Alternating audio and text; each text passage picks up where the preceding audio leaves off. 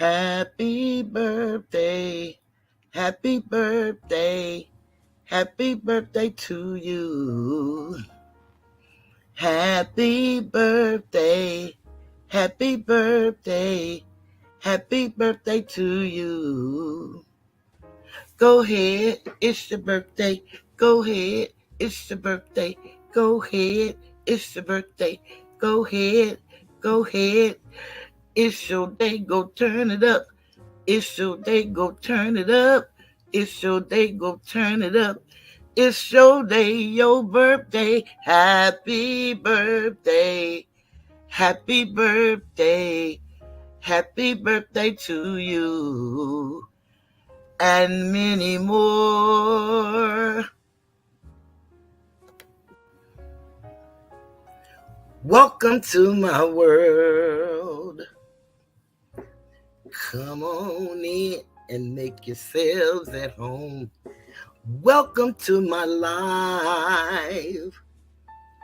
I know everything's gonna be all right. Welcome to my world. Oh, won't you come on in? Welcome to my life. It's known as the Tiger's Den. Greetings to all of my subscribers. I want to thank you for being with me for as long as you have, and the new subscribers that's coming on in. We want to say greetings and thank you for your time.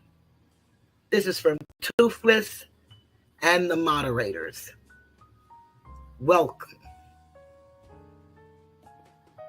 to the Tiger's Den.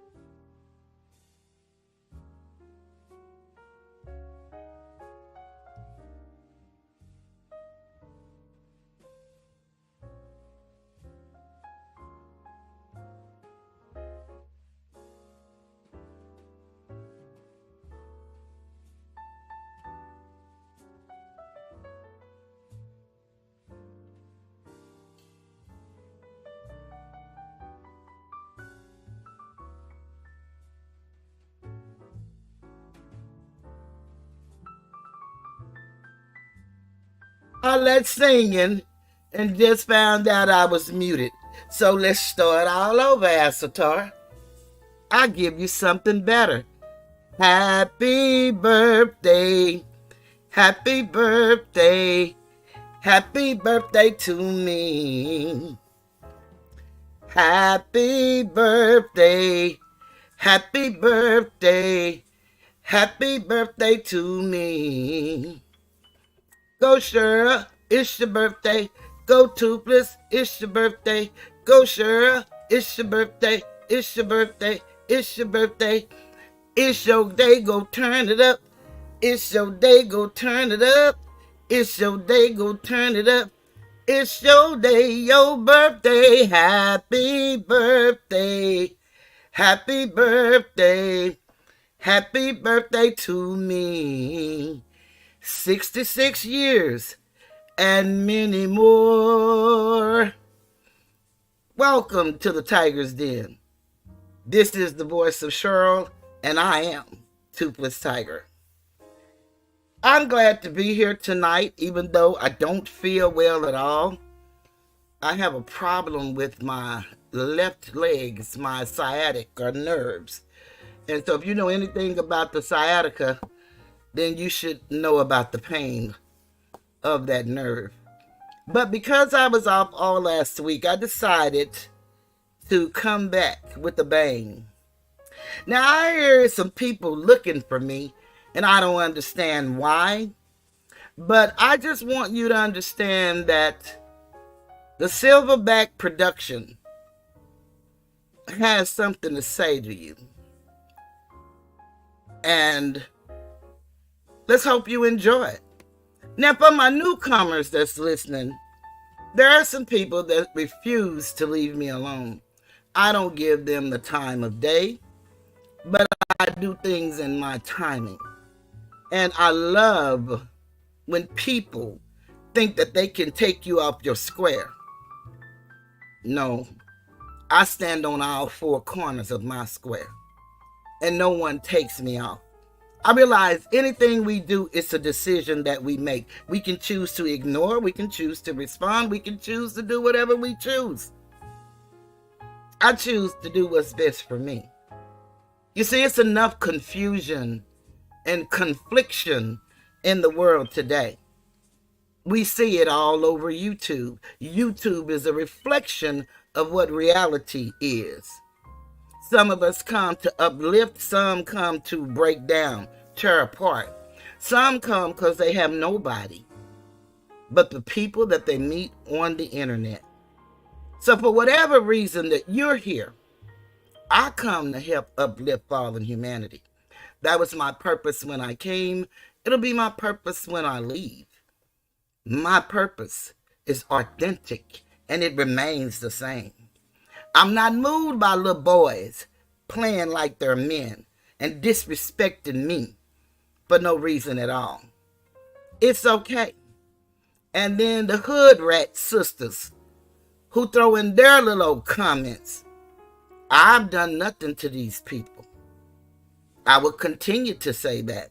And until they can prove me wrong, you think what you want. I really don't care. But with newcomers, you kind of need to know what's going on in case you see some stupid comments in my chat, or, you may see going down your timeline something that's disrespectful about someone that you respect. Then you need to have an idea of what's going on. But do know, it does not move me. It does not bother me. I am who I say I am. And I'm 66 years young. Boy, and I love it. I'm so glad to be here. You don't even understand. And it ain't because I'm on the brink of death, because from what I understand, every day we die. Daily. At least that's what's written. And I have to believe that no man knows the moment or the hour when they say the Son of Man come. I say the death angel. We just don't know. And my daddy said if you was born to burn, you ain't gonna drown. So whenever, however, it is what it is, however it is, and it's all good. I'm Gucci. I've been enjoying all week. Mo 3. I have had a concert like no other. Me and my man, Mo 3. And he's not my man because I find him sexually appealing, because he is a handsome young guy. But he's my man because I relate to his stories. They're real. They're true. I felt the pain of betrayal, disrespect. People that you give your last to, they laugh and say you a damn fool. I felt all of that. He know what that felt like. And he sung about it in his songs. And I loved his voice. So I've been having a time of my life. I had a very beautiful birthday. I'm going to share some photos of a few gifts that I received. So Alicia, you are so sweet, so beautiful, and I absolutely adore you and thank you. So let's first thank Alicia for what she has done.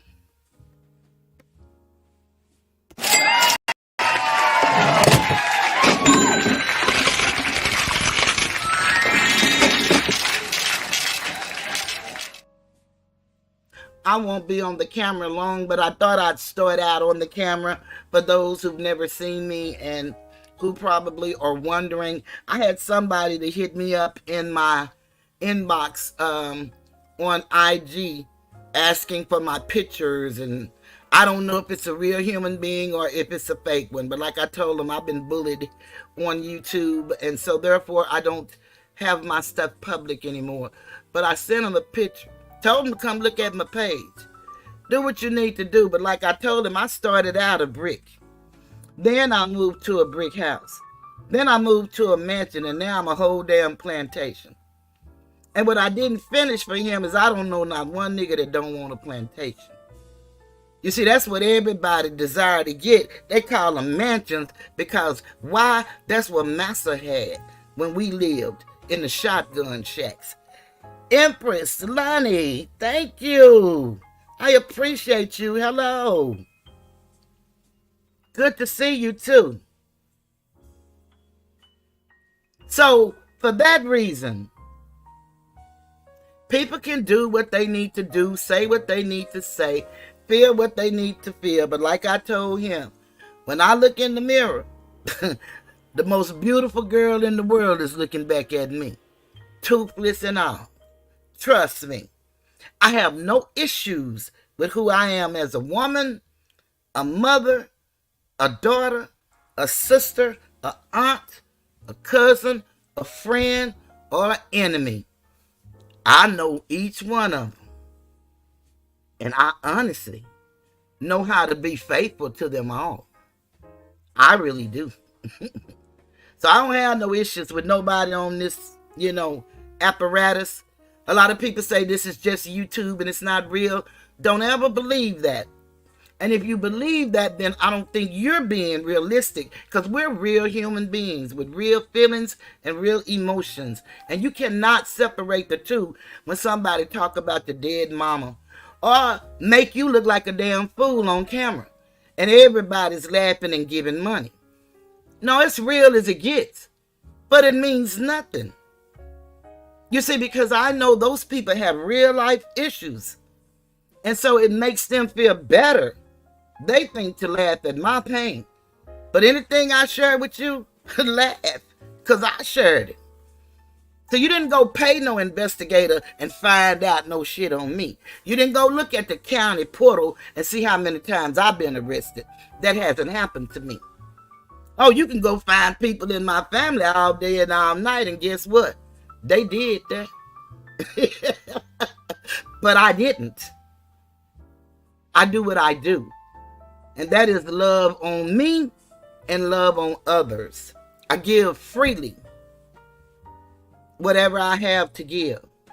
When I first came to YouTube, I didn't even know that, you can give $2 or $1.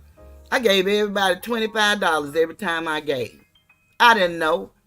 And right now, as I get laughed at, I can't even pay my bills. Not because I just used up my credit. That's part of it. But I didn't just use it up for YouTubers. I use my credit for anybody. I use it for strangers. I use it for anybody that need help.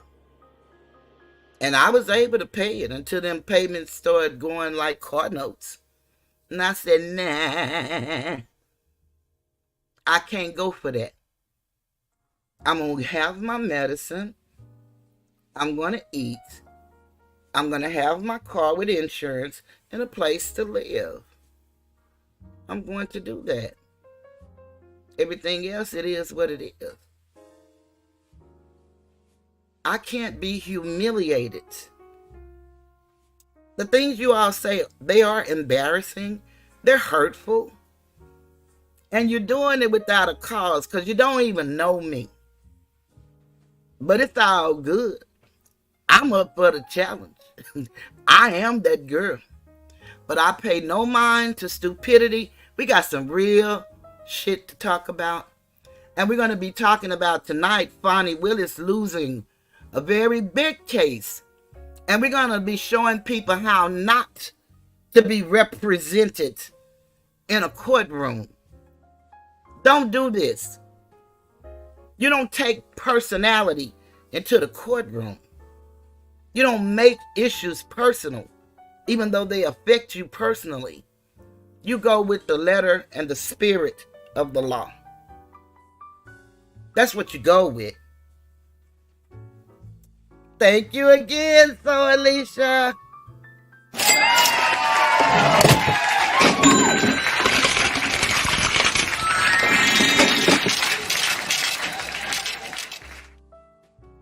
You see, one thing about this system, and there are so many different systems that we answer to, one thing that they all believe in is the karmic effect. Karma, she goes around and round. Yeah, she comes back to visit you. So we don't have to take revenge on nobody. We don't have to get mad at nobody. And it ain't going to hurt nobody to keep it moving. And that's what I'm going to do. But before I do, let's just hear this song. And the person I'm talking to, you know who you are. You all do. And have fun. I want y'all to enjoy this one.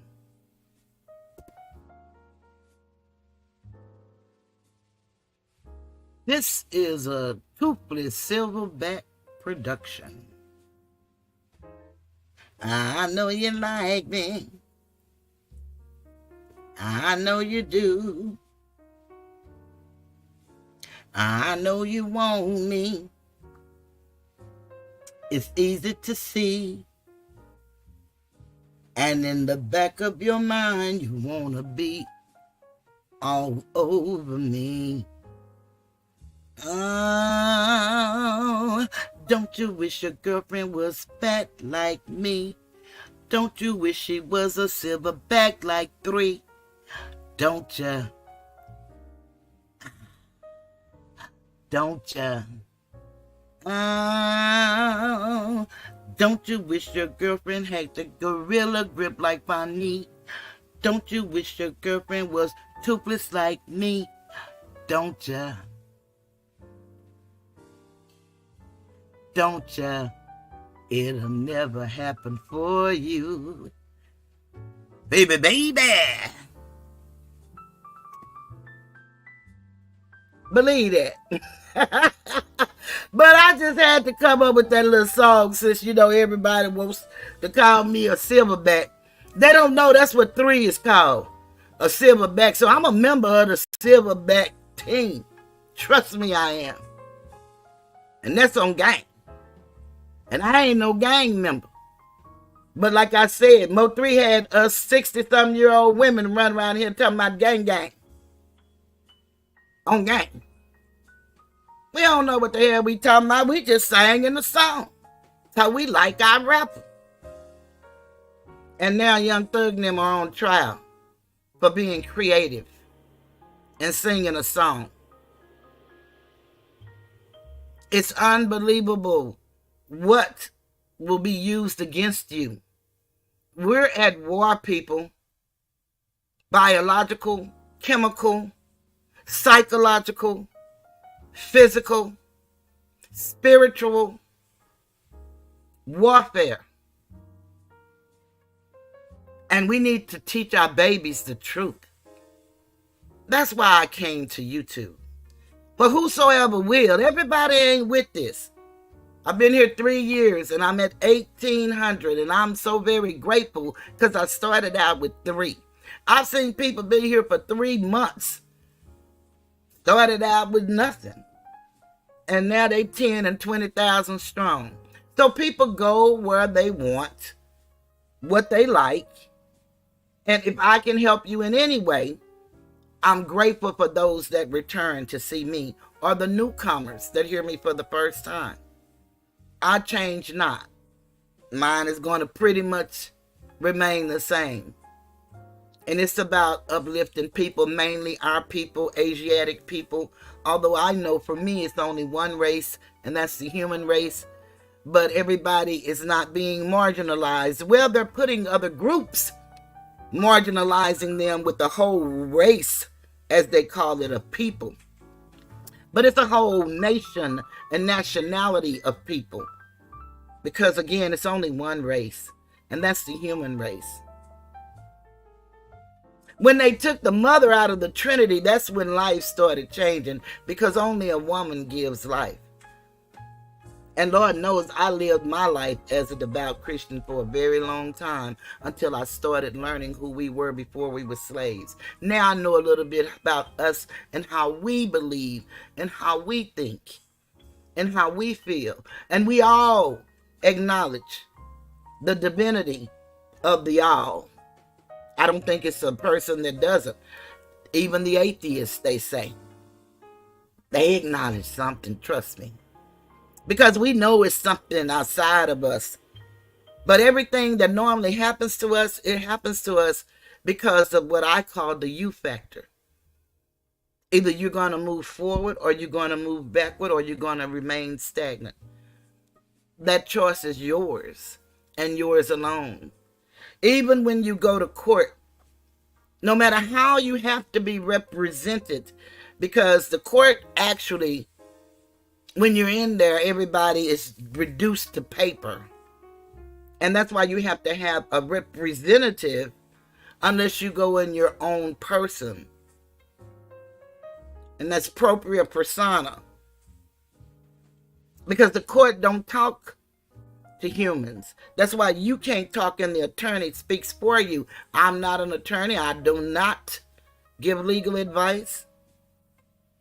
I share what I read. I tell you what I would do if I were you. Or let's say it like this, if it were me. But when it comes down to it, not even the best legal mind in the world can decide your fate. That decision is left to you and only you. All they can do is give you the best suggestions that may yield a good, outcome for you. But ultimately, you have to make the decisions for your life. And you can make some good ones, and you can make some bad ones. The choice is yours. It is really sad what's going on, the Young Thug trial. We don't know what's going to happen. The judge asked, did they want a trial without prejudice? No, they want a trial with prejudice. They want to end it with prejudice, never to be done again. There is a thing in the Sixth Amendment. It's called double jeopardy. I talked about the trial penalty.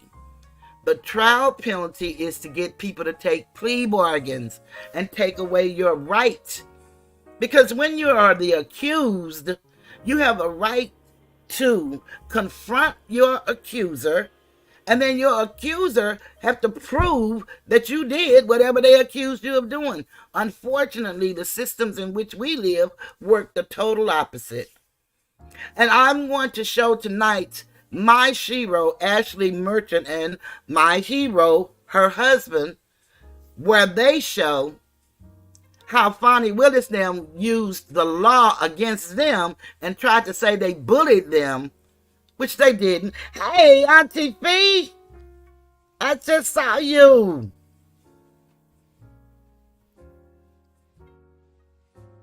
I have it. Hi, Bridget Williams, Keisha E. I have it on my phone so I can try to see the chat while I'm here. But I just want y'all to understand that it's a real enemy out here that we all need to be coming together and trying to make it work. There's no reason why YouTube is as money making as it is. We all got to tear each other down so don't nobody get paid when we could all work together and everybody get paid. It happens in every sector. You see people hooking up, supporting one another. One of the biggest supporters I've ran into is Cat Not Williams. But that lady is a beautiful soul. If there is such a thing, beauty is in the eye of the beholder, in the thought of the mind or the heart of the individual. But she's always eager to share. She not only shares and talk about your stuff, she even comes visit your chats. And she's a big YouTuber. According to our statistics, she's not a million subscriber. But she's over 25,000 now. And a lot of people that watch Cat and Flesh of the Gods, those individuals, they look at court shows. So they're really interested in that. So I understand. Oh, thank you, Fee. I understand when people don't come back. Because I don't stay on just one thing. I do Toothless. That's what I came here to do, me. I came to share me. And just so happened 1,800 of you people love me. And I appreciate that. I truly do. Let me thank Auntie Fee and so Alicia again.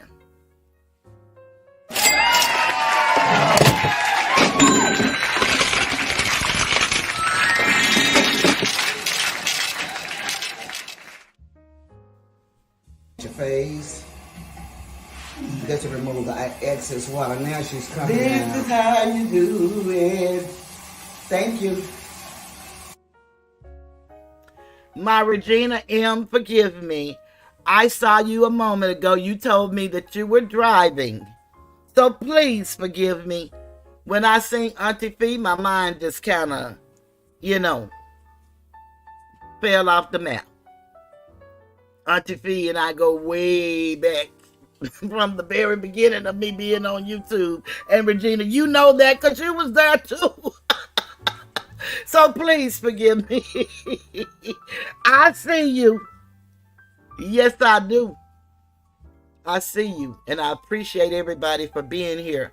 But I'm going to go off camera now. I'm going to start with showing y'all a few of my beautiful gifts that I received. And then I'll go into Miss Merchant. But again, thank everybody for the birthday wishes, the birthday gifts. I appreciate that.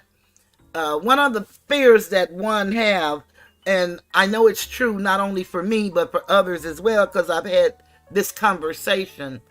My mom passed at the age of 65, going into her 66th birthday. So one of the fears that I had was first making it to 65 and then seeing 66, because my mom wasn't able to see 66. Now, her mother lived to 104, but my mom made it to 65. So that was a innate fear, I would say. And it's conscious, but subconscious. You're kind of aware of it, but you kind of suppress it, but it always creeps up. And so that was something that I was actually dealing with emotionally as well. That's why that was another reason I chose not to even come on last week, period. I was going through some pain in my sciatica and then my mental. And I believe in taking care of yourself in whatever way you take care of yourself. Authenticity is the best gift you can give anybody. No matter what your authenticity is, just be authentically you. Somebody, somewhere, will accept it. Somebody loves you, baby. You may not believe it. Oh, somebody loves you, baby. And they need you too. Somebody wants you, baby. You might not have found them. Oh, somebody wants you, baby. And Patty said that somebody is me. So I appreciate every last one of you all for being here for me. Asator, by far, my greatest cheerleader. I mean, for real though. I cannot thank him enough. And he said to me, Toothless, you think that I do so much for you, but you honestly don't know what you do for me. And that's true of all of us in our relationships. And that's what I love about us. We have real human relationship, real human conversations, things that matter. It's people going through some rough stuff every day. I've been trying to help this lady going through her son fighting for the grandbaby. I had to let it go because it was causing me pain. Hey, Kelly G, thank you so much. And let me say, thank you, Kelly.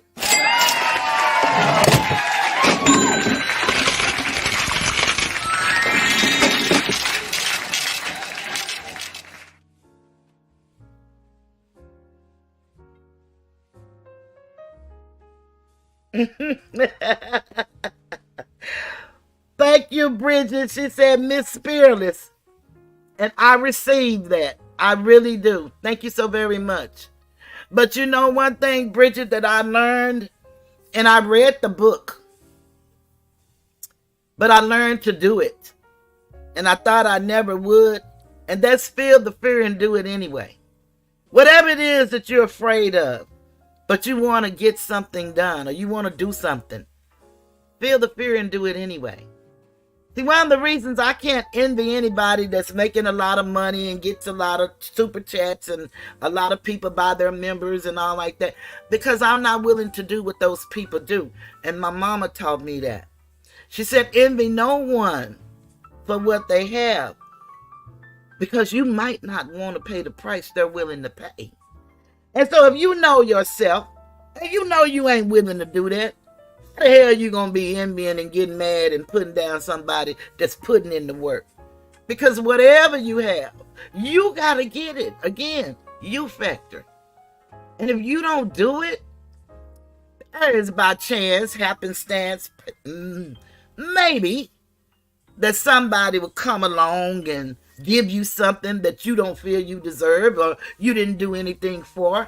You can call that for me a blessing. I used to use blessing until I found that blessing comes from, in etymology, the sacrificing of blood. Well, I heard that was already atoned for, so I don't know if that's true or false, but what I do know today is I just choose to be blissful, which is happy. You know, they say God is good all the time, and all the time God is good. God and good mean one and the same. So it has to be. That's where God came from, the word good. So I understand things a little bit different than what I did when I first entered into this realm. My son going off to college is what helped me become the me that I am today. I call him my counterbalance. I'm the drama queen and he's real cool, calm, and collected. Although he can get loud and talk like his mom, but he's normally real calm, cool, and collected. And he's not going to say too much. But when he does, he's like E.F. Hutton. People listen. He speaks well. And so I had a beautiful day yesterday. I just kind of lounged around, like I said, because my leg hurt. And it hurts for me to walk. And it feels like my left thigh is like just tearing apart when I put pressure on it to walk. But I understand. I've been sitting here, y'all, eating. And I drink tea. My nephew makes this tea, and the tea is so good. I drink tea like a crack addict, as they call us, smoke crack. That tea be so good. Really, I'm like a teaaholic. And I almost can't stop until the picture is gone. Now, I know I need to do better, and I even know what to do to lose a pound or two. But sometimes, you just ought to do what you want to do, because, again, the next minute is not promised to you. And if somebody think because this happened and that happened and you're no longer with us, hey, now it was written that we have appointed once to die. That's what we were told. That's what we were told. We were told that our days are ordered and numbered. And we were told the only way that we could lengthen those days is to be respectful to our mothers and fathers. And then it was even also written that our mothers and fathers shouldn't provoke us into wrath, where we would want to be disrespectful. And as you had parents that loved you and taught you right from wrong, they taught you to respect all people, starting with yourself. And if you didn't get that, because some of us didn't get that, then you met somebody along the way that found you valuable. And maybe you didn't understand when they was telling you who you were and what you would be. Maybe because some of us don't know the love of a mother, a love of a father, a love of siblings. We have people that don't even like each other. I mean, literally don't like each other. But if you remember, the first unaliving, as they love to say, was two brothers. So now, if we are to believe that's true, why do we find it so reprehensible to hear about people doing the things they're doing now? What have we done different to change it? What have we done? What are we teaching our children? Are we teaching our children? And it doesn't necessarily it doesn't have to be the system way, but you know that they need to know. They need to know how to speak. They need to know how to spell. And spell are just that, spells. But if you learn the origin of the word, then you can learn to choose a different word. I'm all about you advancing, but you gotta want to. I can't want it more than you do. And what I learned is everybody don't want it. So I gotta let that go and let you choose your route as I continue on my path. So again, I'm going to stop there because Pastor Toy going to tell me, Toothless, you said you're going to show the pictures an hour ago and you've been going off camera and you haven't. Because he will call me to task. He said the other day that I was his compass. I help him with his morality and to bring him back to who he is. And he does the same for me.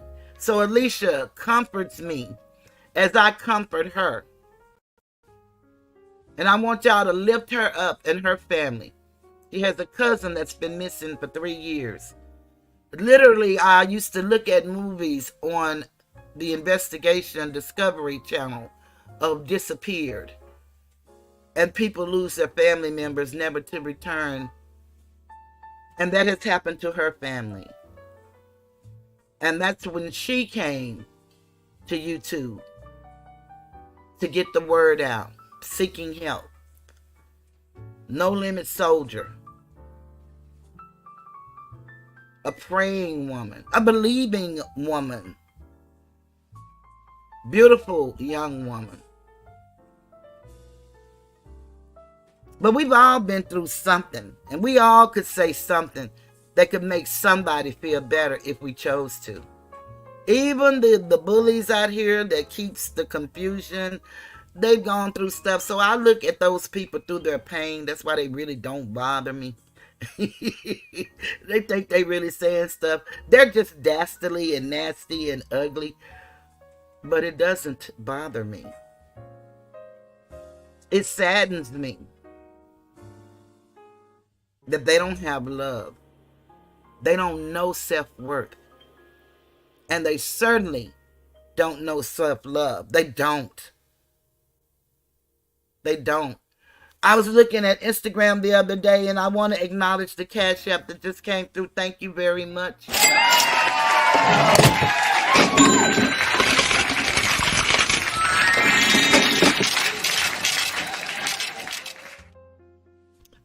I feel humbled and honored, so if I get to crying, y'all just know I'm a big crybaby and I'm dramatic. I told y'all that I really am.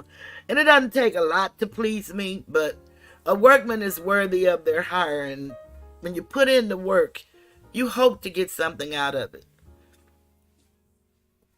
If I get nothing but somebody, when I'm just about to say, just fuck this, I don't want to do this no more. These people hard-headed, they not listening.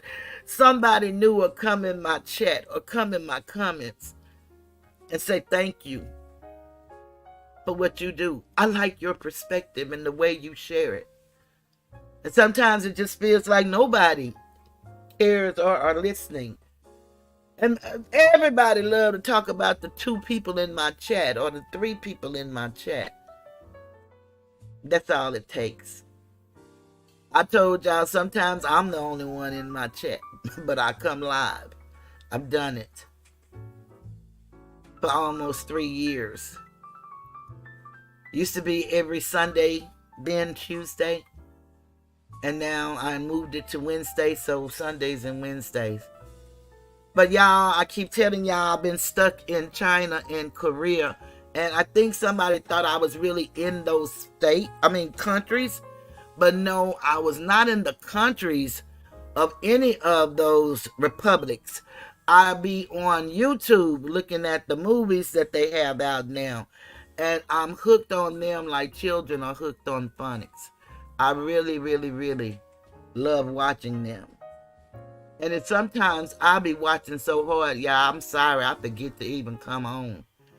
Because, the lessons and the humor, it sometimes take you away from your reality. Because people don't really understand. Everybody's going through something. You just don't know what that is that the people are going through. And unfortunately, my phone is ringing, but she doesn't know that I'm live. So give me a moment, because I know why she's calling.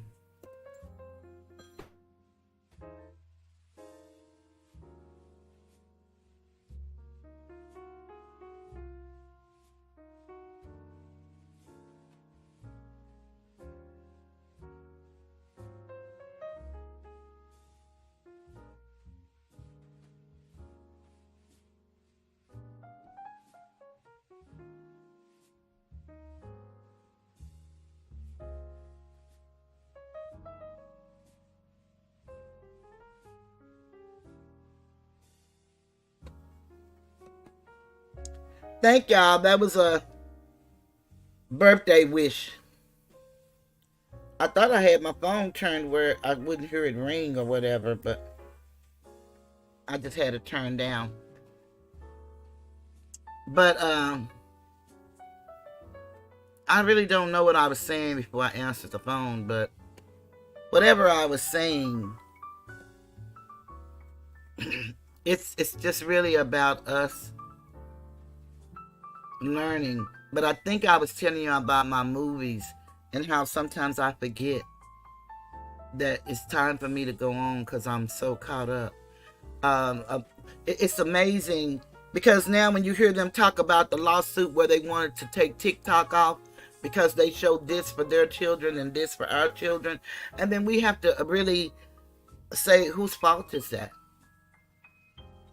And because they only allow our children to do the things that they do and say what they say, then we have the ability to not allow our children to engage. So we have to take responsibility for our own. Man, I ain't going to even answer that one. You're probably going to come in the chat or whatever, but I'm on live. And I thank you. So here I go, y'all. I haven't been to China and I haven't been to Korea. I can tell you my niece and nephew have been to China. And my ex-sister-in-law, I can tell you that she lived in Korea on the military base. And she taught special needs children. And she counseled families. But I'm just talking about the movies, how they show all of the girls and the boys are mainly virgins. And sometimes they all be just about to kiss, but something always happened to keep them from kissing. Yeah, some of this stuff be so funny. I'm not lying. I be in here talking to myself, laughing, and I know Phyllis think I'm crazy. And I got my nephew and my cousin who's retired. It's a him, and he's Semper Fidelis. He's a real full metal jacket Marine. I got them looking at these movies. And we literally have conversations about them. Y'all should check them out if you ever see one on your timeline. Sometimes they have the virtuous girl going through too much, and it gets a little, monotonous. But other than that, I really enjoy them. It's time for us to make a change. We need to start doing something different. There is a lady called Empress, and she's always in Cat's chat and Infamous Sylvia's chat. And she did a peaceful protest Friday for YSL. And that was awesome. A lot of us talk a good game, but we're not going to do nothing. And that's kind of like me. The only thing I really do is I'll help advocate for people. But other than that, I have a beautiful set of ideas, but I ain't going to do nothing with them. I'm not going to carry them out, especially now. Hello. Is that Prodigal has returned? Oh, thank you for dropping in. I appreciate you. But I have a lot of beautiful ideas, and I can motivate you into doing things. But for me, I am a person. I'm a Scorpio, number one. And I don't know if y'all know anything about Scorpios, and especially October born. A lot of October born are very famous people. So you can choose to be, again, it's your choice. You can choose to go to the highest mountaintop, or you can be like me. And a lot of that came from the pain of growing up.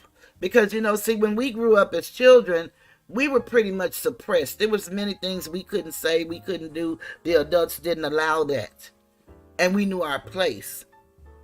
And then when you leave their home, now you're out here trying to make a home and trying to find your place. But you pretty much have been shaped. Some of us break out of the cocoon. And that's how we get to learn different things. And we get to see things that people don't see. I'm very intuitive. I don't read minds and all that, But I was gifted with the gift of people. Not just gab, people. Rarely do you catch people that don't like me from the onset. And it was like that on YouTube. They did not like me from the onset. They went with a bully and turned. And that's okay. Because life is about change. It really is. It can change for the good. It can change for the not so good. But as sure as you live, and the old folks used to say here in Texas, just keep a living. Keep a living. Whatever you don't know today, keep a living. You'll learn it. So let me show y'all my beautiful gifts that I received, some of them.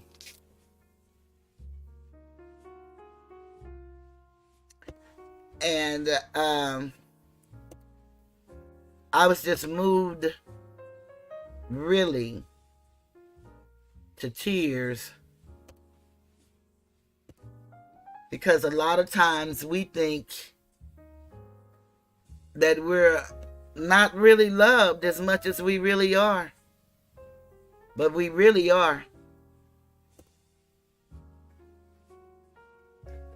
This is a half a dozen of pink roses. Anybody know me know I love pink roses. And that's a half a dozen of pink roses that my niece gave me, and balloon.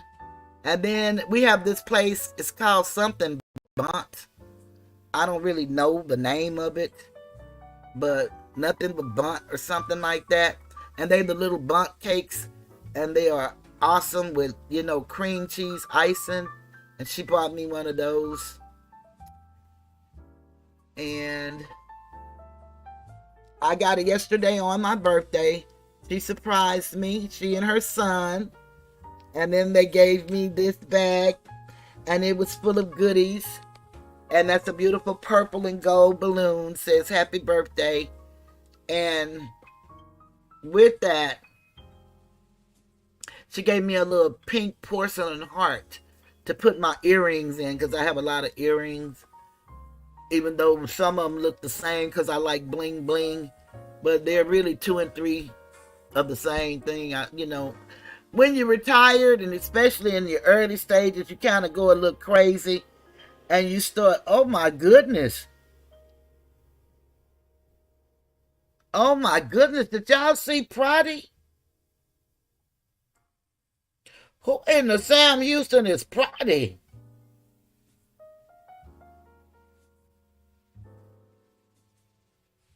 Oh, that's awesome.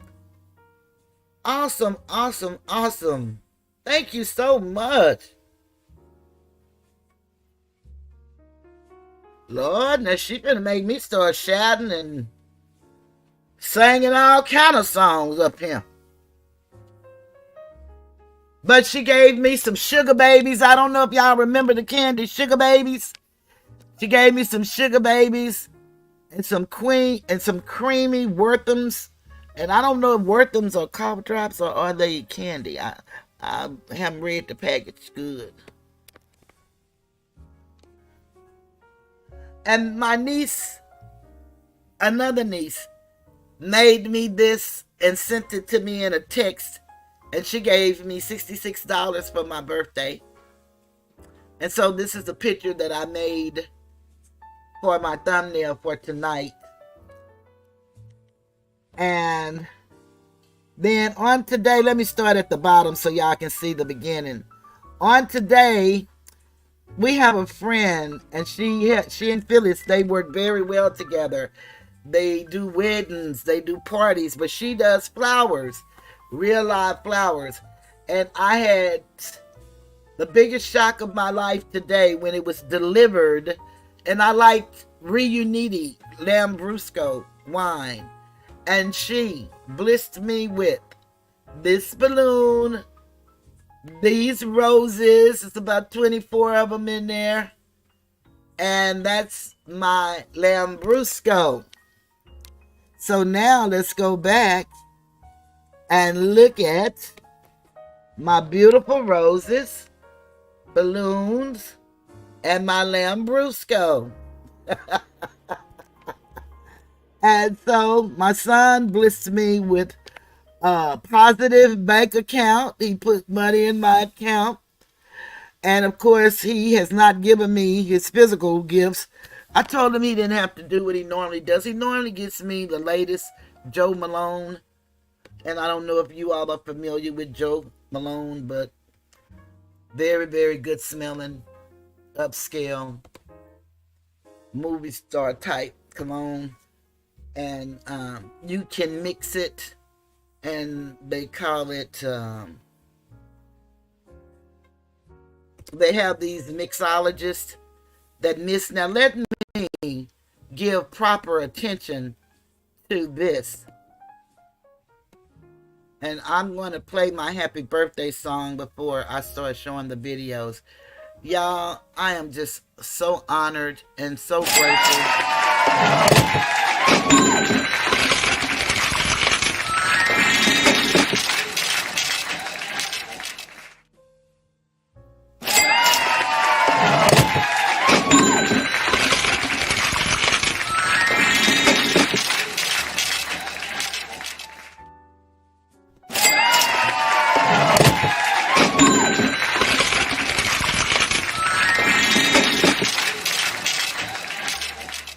Face. You got to remove the excess water. Now she's coming This out. is how you do it. Thank you. And I want y'all to know that Phyllis actually bought all of my medications that I needed. And she told me you can have the money or your medicine. I know, a gift or your medicine. And I thought you might want your medicine. And y'all don't understand how much the medicine costs and how honored I was that she did that. Which she takes care of me very well anyway.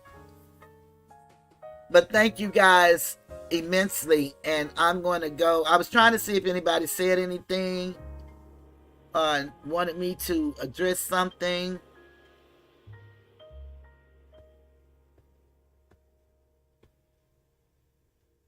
Peter says she's looking for next year for her Cowboys, so they must have lost.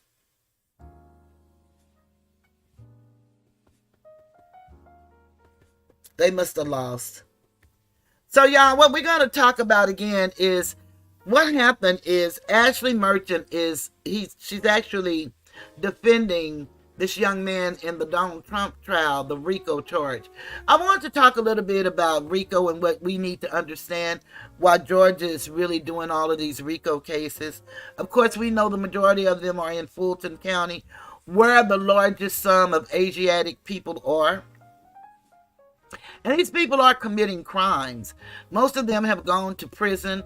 Most of them got plea deals. So how bad can they really be when you say that you want to send them away for 99 years, but you'll offer them a plea deal for 6 months incarceration and 20 years walking around free? How dangerous are they really? A lot of the people that are walking around free, that they call the shooters, are on a plea deal, walking around free. And a man who has no record at all, Jeffrey Williams, he doesn't have a criminal record. Now, he had a juvenile record, so we're not saying he didn't do anything in life. Let's get that straight. That's not what I'm saying. But he did like those people, and he had deferments, and therefore he doesn't have a felony on his record. But he changed his life and tried to change the life of the guys that he grew up with. And you learn sometimes that you have to grow and let the others go. And it's unfortunate, but sometimes that's what happens.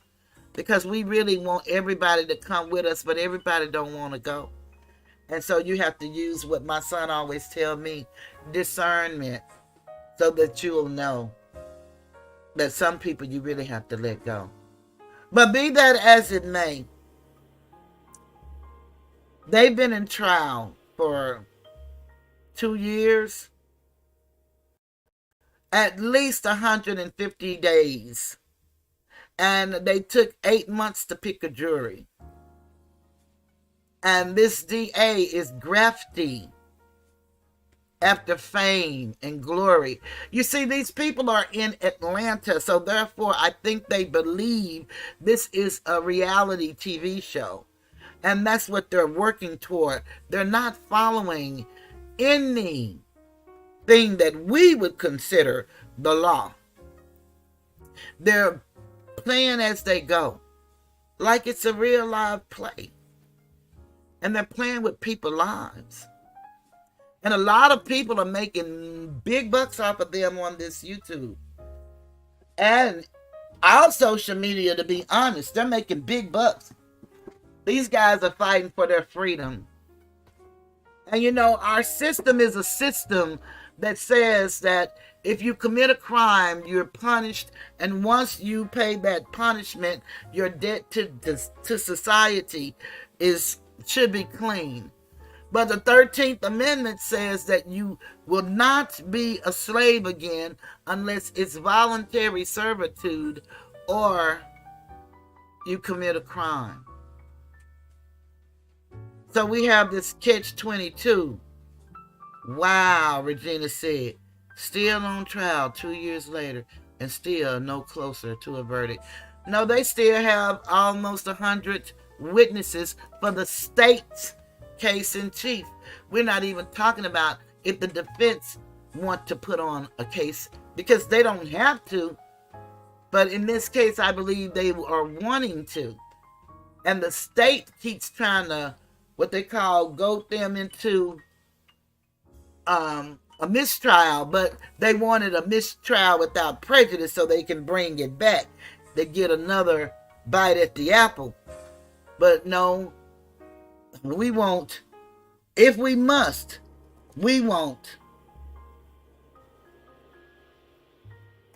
With prejudice. So it can never be brought up again. And we want to satisfy the double jeopardy clause. These people have violated every rule, every law, everything that you can think of. So all of that. Fani Willis is the DA that everybody runs to, who's running across America, talking about how black she is and how the white man is doing her so wrong, and how all the women of all races see her as a shero. That all may be true. And she may even win her seat again.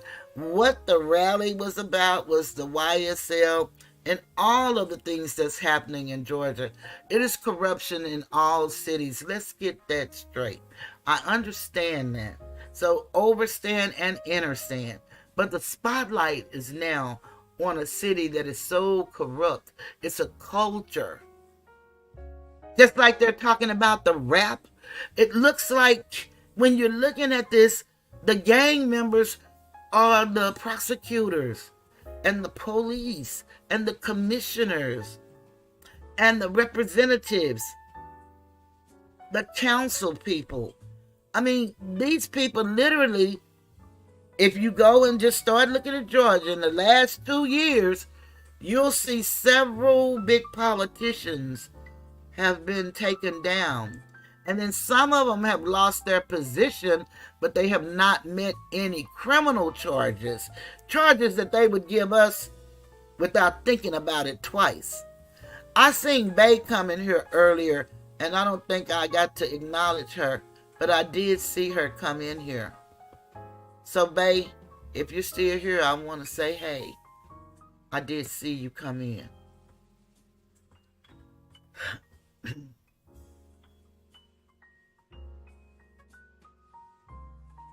Yeah, I know. I thought I seen her come in.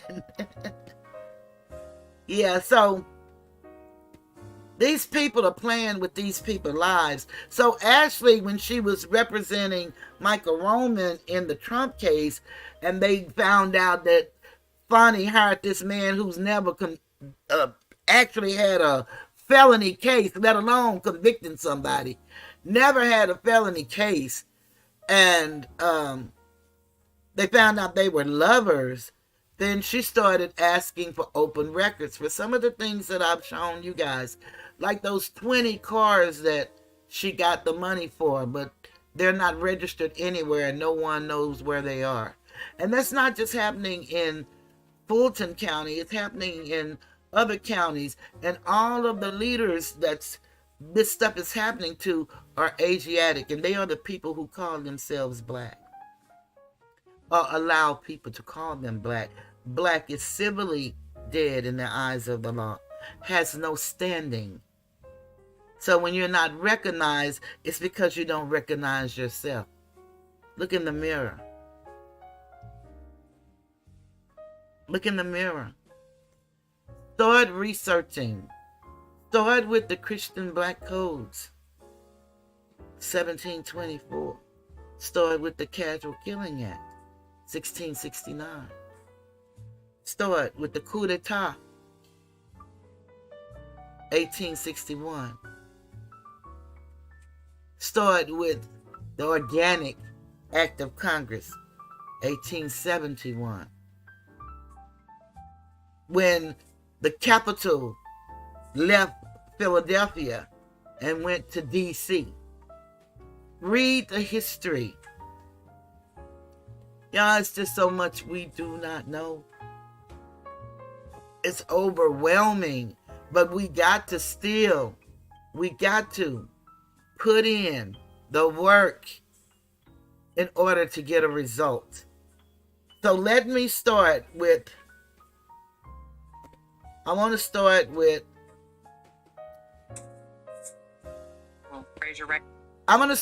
Ashley Merchant, and I only did a short video because Ashley's not afraid to testify, and I want y'all to see the contrast of her testifying to which y'all remember Fani, the DA, testifying. And I may play just a little bit of that Dexter so y'all can see how defiant he was, because he cost them this case. Now, the law was on her side, but he literally cost them this case because the judge was able to pick out his behavior is what led to this guilty verdict. And they're going to have to produce those documents. So here we go. Let me get you all into it.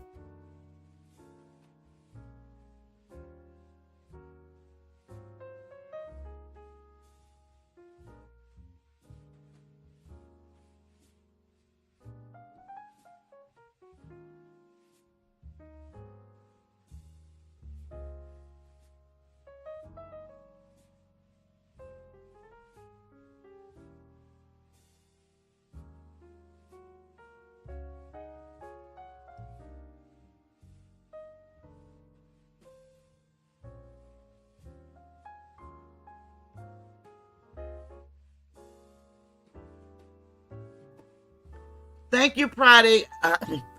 I did that music because one of the things that YouTube require for us to use other people's videos and stuff under fair use, we have to do something different to them to make them our own, because the copyright belonged to the person that produced the video, but we have to be able to do something different.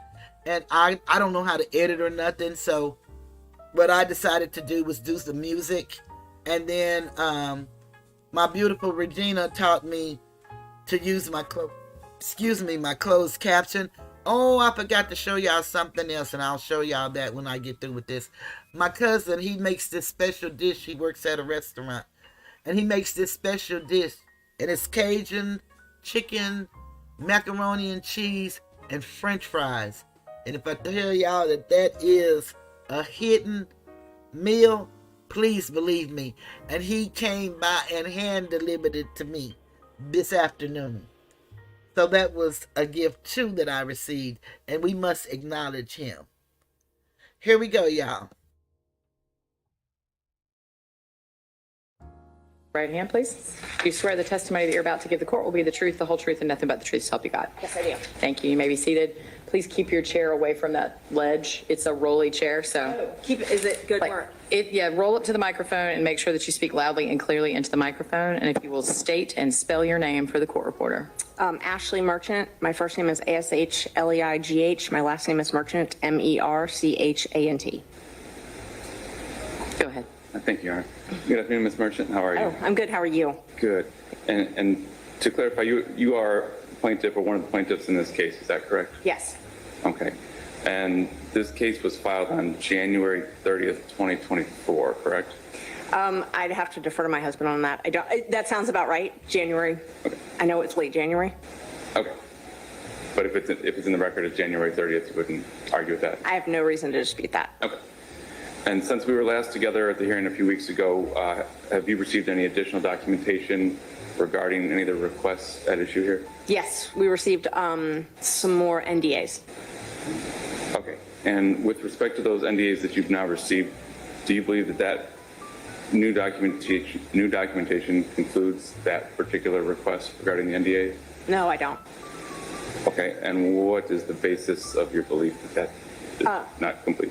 Yeah, so I've talked with several people who were employed by the district attorney's office that have signed NDAs. People have reached out to me, prior investigators, prior lawyers have reached out to me and said that they signed an NDA and they wanted to talk to me about certain things, but that they had signed NDAs and they wanted to take a look at the NDAs to see if they could talk to me. And I didn't have their NDAs. They weren't part of the group that you gave me. So, and those witnesses didn't have copies either. They said those were copies that had been left at the DA's office. So I know 4 or 5 people I've talked to had signed NDAs and I don't have those. So that's why I believe I didn't get all the NDAs. Okay. And were those people current or former employees of the district attorney? Former. I think they were all former. Okay. And did they relate to you that those NDAs were signed during the time period encapsulated by that request? Yes. And some of them had actually reached out to me which is why I originally requested it. So a witness would reach out to me and say, hey, I really want to talk to you about something that went on, but I'm worried about this NDA. I don't know what the punishment is for the NDA. And so that's why I first knew about the NDAs. You know, a witness would say, I really want to chat with you, but I don't know if I can be sued under these NDAs. And I didn't know what was in the NDA. And I told him, obviously, I can't give you legal advice, but I should at least be able to see the NDA because I believe, based on the one that I had from Mr. Wade, that the only punishment was that they would be fired if they spoke with anybody. But you know, that's why I originally asked for the NDAs. I was surprised that a public agency had required something like that to be signed. Okay. So previously we've discussed just generally open records requests made by you or your office to the county. Would you say that you frequently make open records requests to either the county or the district attorney's office? No, I actually would not say I frequently did. I was surprised Mr. Bonds testified that I had made 40 something. I've made, I believe it's 10 to the district attorney. I mean, total maybe, I don't know, less than 20 in total to Fulton County entirely. All of the different entities. I made, I believe, 10 to the DAs, right around 10. A couple of the ones that I made to other groups, like I made a request just, for example, to IT or purchasing, and then Dexter Bond went in and closed it out from the DA's office. So I actually didn't make an open records request to the DA's office, but somehow in your portal he went in and was able to close it out. And so the open records request in the portal would show closed, and it would have a letter from Dexter Bond attached to it saying closed, see this letter, which I hadn't even made the request to the DA. And so of those approximately 10 requests that you've made, what's the time frame over which you've made those requests, do you know? A year. So in the last year, okay. Now, when you make those requests in the past, have you ever had occasion to need to follow up because you felt like you didn't get what you were looking for? Yes. Was that only with the DA's office or other entities? It was primarily with the DA's office. Okay, and when you've done that in the past, have you ever, how have you handled that previously? So out of the open records request, I think the easiest thing is to sort of classify ones that related to criminal cases that were pending, and then ones that didn't. The ones that are subject to this lawsuit really are ones that relate to no criminal case. I had a criminal case that I was doing open records where I was seeking invoices and contracts for an independent contractor who was working on that particular case. So I did a series of open records requests to try and find the contracts that were the contractual authority for that person to be hired, how that person was paid, whether or not they had an oath of office, things like that. So those were things I was investigating in regards to that criminal case. Most of those requests were some were partially filled, let's put it that way, but they were not completely filled. I did have a hearing in that criminal case, and I was able to use my subpoena power to get records in that case. That is why those records were not subject to this lawsuit, ultimately. They might have been initially subject to this lawsuit, but ultimately they were not something that was sought because I was able to get those through subpoena. The issue is I can only subpoena things that are relevant to a hearing that I have and the issues in that hearing. So I did open records. Let me just kind of back up. I did open records, and then I got a hearing.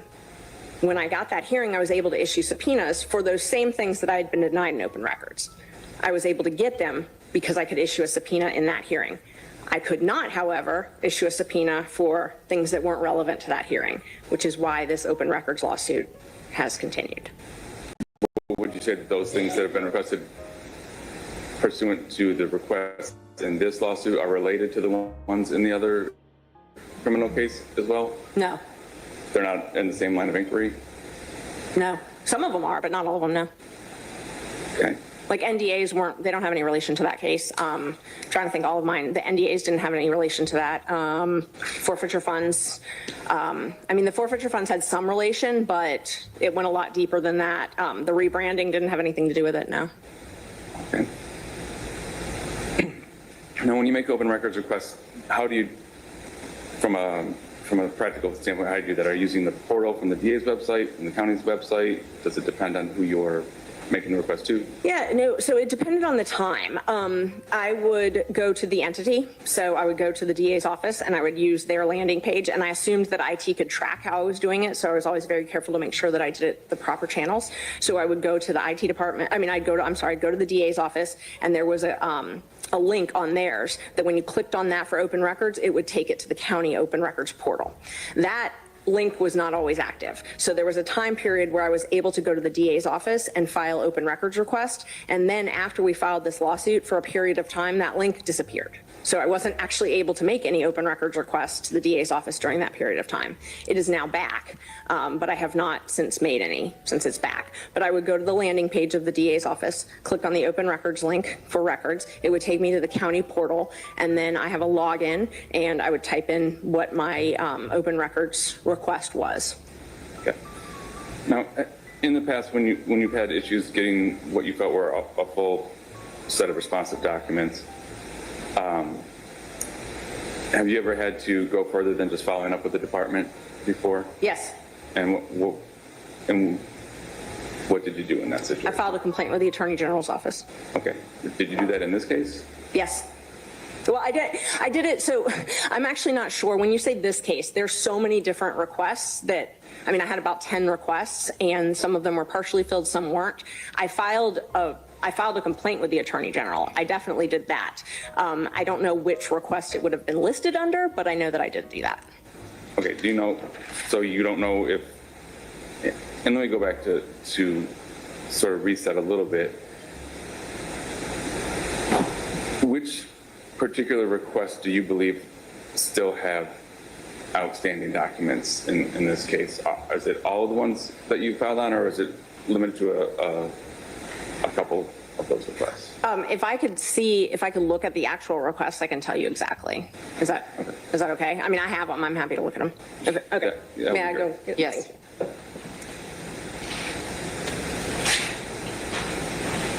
And I'll plug you up.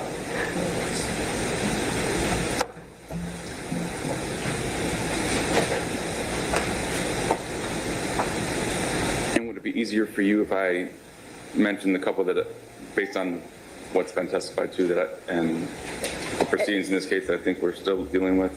Yeah, that's fine. I'm looking at our letter, just so you know, the January 24th letter. It just sort of summarized the request. So I was just looking at that to sort of orient myself. But if you want to ask me about a specific request, I'm happy to answer about that. Okay, so if I'm not mistaken, I believe the ones that we still have at issue, and based on your testimony earlier, saying that the NDAs Yes. were not still complete. We're looking at there were two requests regarding critical mention, which are R00272, 010-924, and 675-011-824. Yes. Do you believe those are still outstanding? Or have any documents that are still outstanding? I believe that they were not completely complied with, but for the purposes of this litigation, we were not going to be proceeding with those anymore because we didn't have any way to prove that they haven't been complied with fully.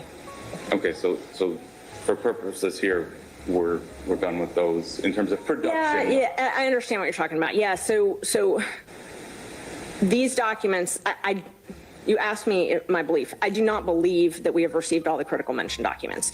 The county spent $20,000 on a contract for this. I do not believe that it received 2 PDF graphs in exchange for $20,000 and 24 months of a contract for critical mention media monitoring. I have no way of proving that, but I find that hard to believe personally, that that's what they got for that money. Because I can't prove that these reports exist, we are not proceeding with anything further in that regard. If that makes sense. I believe so, yes. Thank you. And then we mentioned that the NDAs, which were R000305. Yes, so the NDAs, I've received, I believe, 122 to date. I know that there are more that we have not received. And based on that, I'm sure there's more, but do I know if there's more? And you described having some conversations with former employees. Is there anything else that leads you to that belief, or is it just based on those conversations? Well, the first thing that led me to that belief was the fact that the first issue I had was Dexter Bond, the open records custodian, had done a business record certificate in a civil case where he certified Nathan Wade's NDA. Then he did a business record certificate in our case where he certified that there were no NDAs. So I had two certifications where he swore to two completely different things. Based on that, I do not have any faith that they actually have been searched for.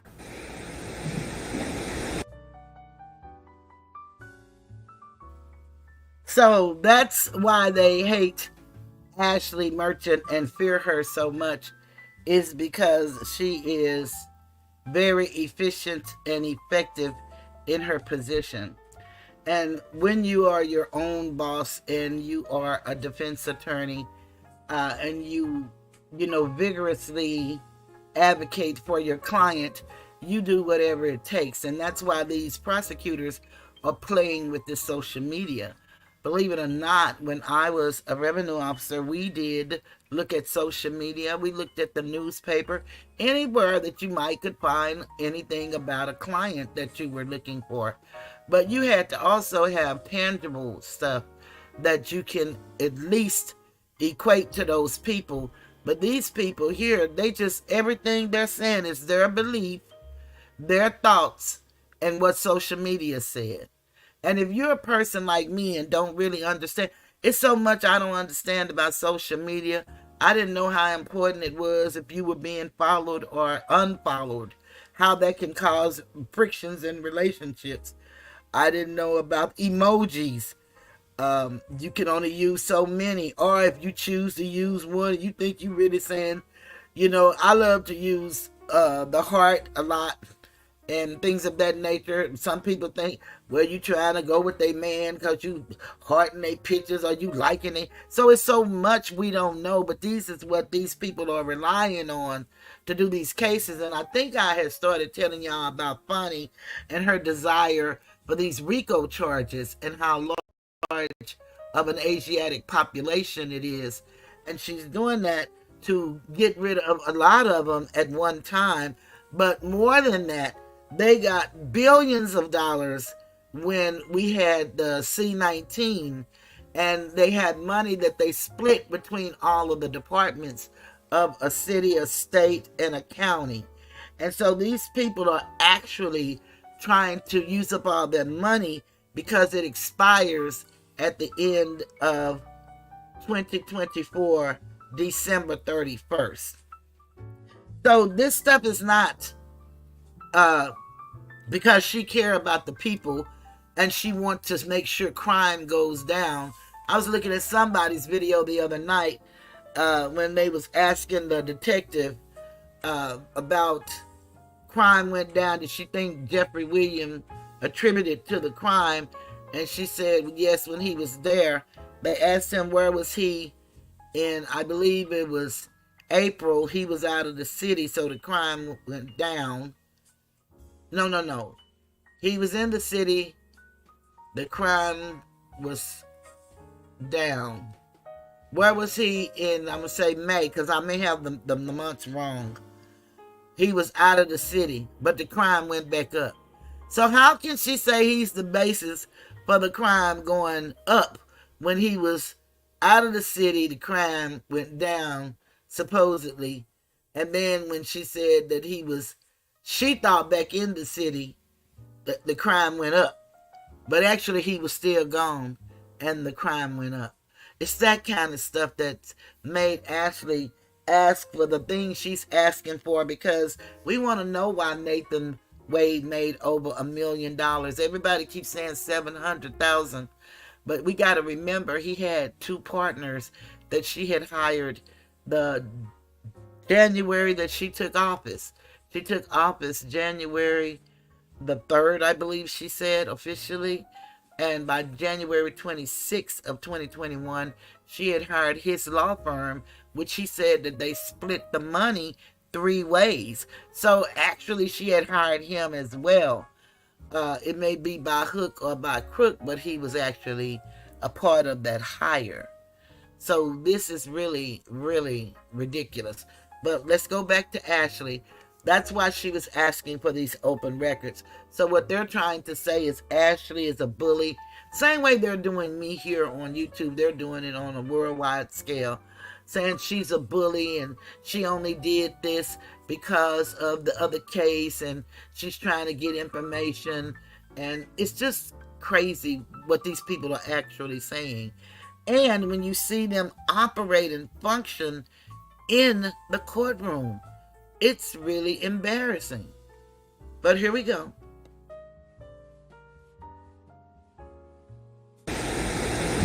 And then the last one that I think may still be at issue, I want to be clear, is the list of attorneys that have been hired during Madam DA Willis's tenure. Yes. And that was request 000-198-010-824. Is that one still? That is still outstanding, yes. Okay. And so with respect to these still outstanding requests, did you send these requests to the district attorney's office or to the county? Do you recall? I can tell you. Let's see. I'll tell you exactly who I sent them to. The personnel records, the list with the dates of hiring, that was sent through the public records portal, but the department I was requesting records from, there's a drop-down box when you go online, and the drop-down box I did was district attorney. So I've got that for that one. And then, let's see, I can tell you the next one. Well, critical mention, I don't think you asked me about that.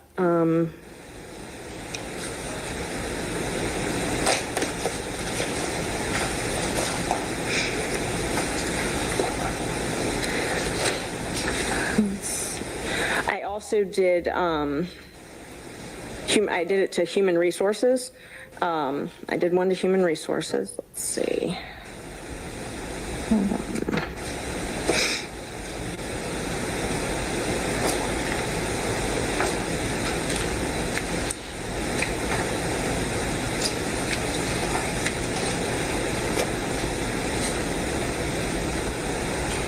So the one that I did regarding promotional material, I submitted that request to purchasing. So that's one of the ones I'm glad you asked me about it. That's actually a good example. So I submitted that request to purchasing, but somehow it got hijacked by the DA's office, and the DA's office closed it out with a letter from Dexter Bonds. So I actually submitted that request to purchasing, but the DA's office responded. And I'm guessing it's because I asked for records in there from the DA's office. But I did not submit that to the DA's office. I submitted that to purchasing. And do you know if any of these were ones that you submitted to the Attorney General's office for a complaint? I don't. That wasn't part of this litigation, so I didn't really pay that much attention to it. I can tell you that. I can find it.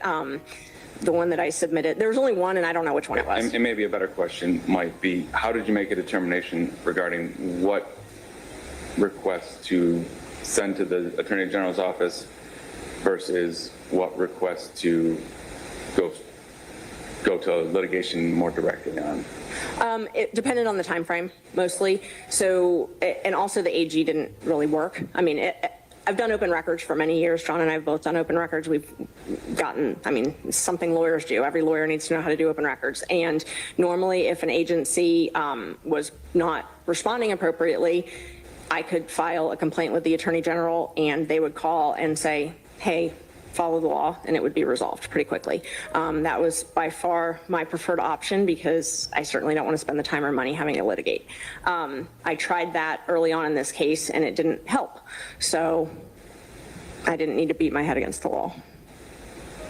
Yeah, but there were still some that you did not go to the Attorney General's office about. You just went straight to litigation after having some discussions with the department themselves. I only filed. Now you see how those questions are accusatory. They're accusing her of just bullying and harassing the DA, that she didn't use these or she didn't do these open records requests as she would do for the other open records requests. And she said she's been doing this all along. So they're very familiar with her. in that office, and not just for this case. She is, again, an advocate and a great one, so she's done it for many cases. But you hear the questions he's asking her?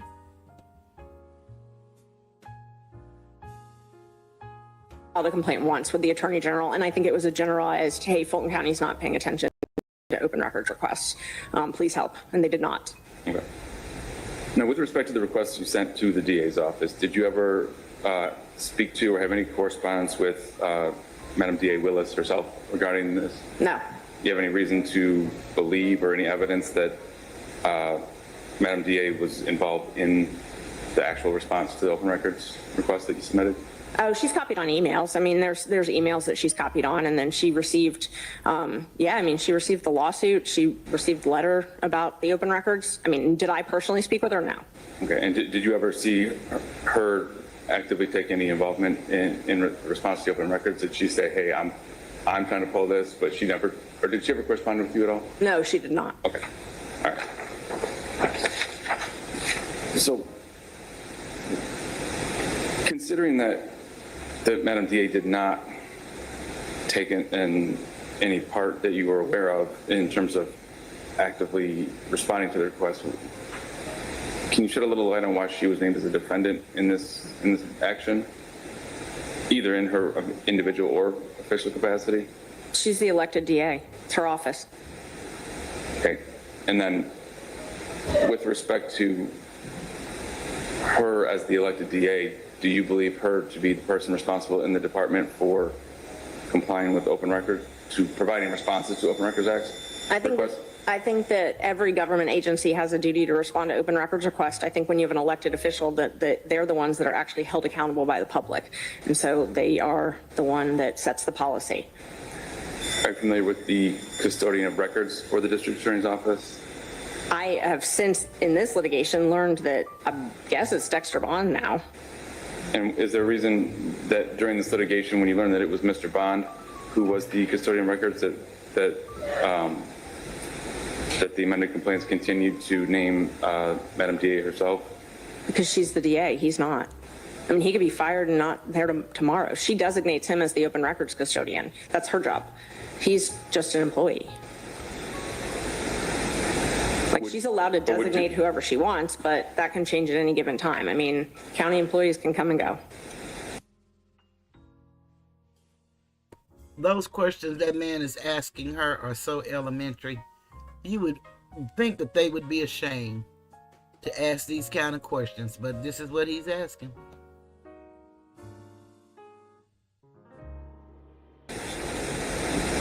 When you have an identified custodian of records, is there a reason why you would choose a different person than that to name as the respondent? No, but that would be something that John would do anyway. I mean, he's the one that does the civil litigation, not me. And if I could just interject here, right? The Fulton County District Attorney's Office was the original defendant, and the county took the position that that was not an entity capable of being sued. That's right. And then affirmatively stated that, I guess, if they're subject to the Open Records Act, it would be the district attorney in her official capacity.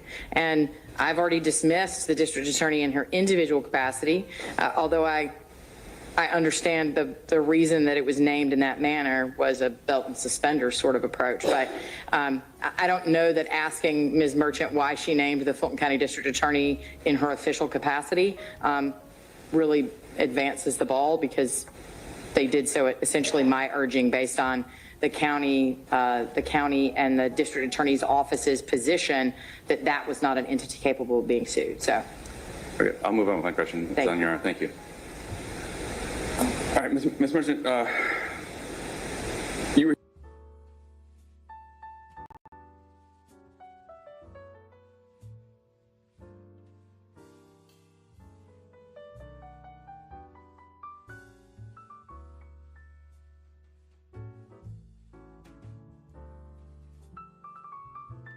Y'all see that the judge had to intervene on his questioning of this person when the judge made the decisions? I mean, it's unbelievable, these people.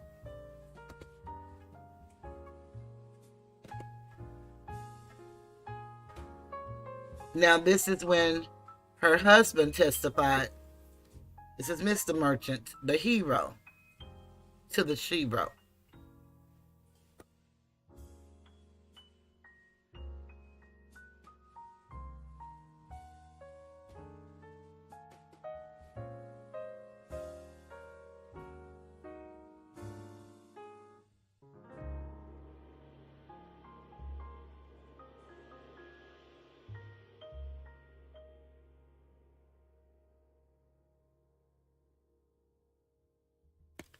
Well, I guess it'd be better if I shared it with you guys. Sorry about that.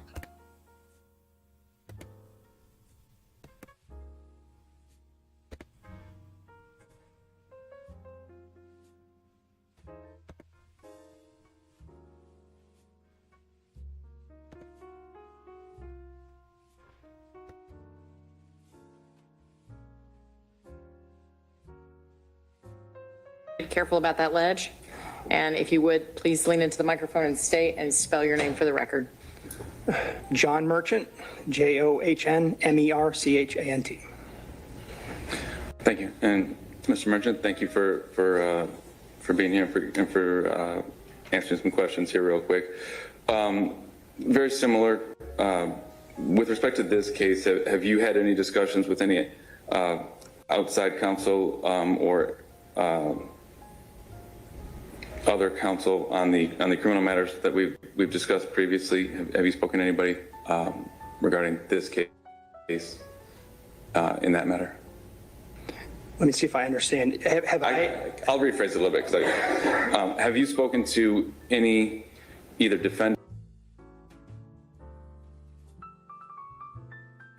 or counsel in the case involving Mr. Roman regarding the issues in this case? No. Okay. Have you had any conversations with any media entities or reporters regarding this case at all? No, I leave that to the other merchant.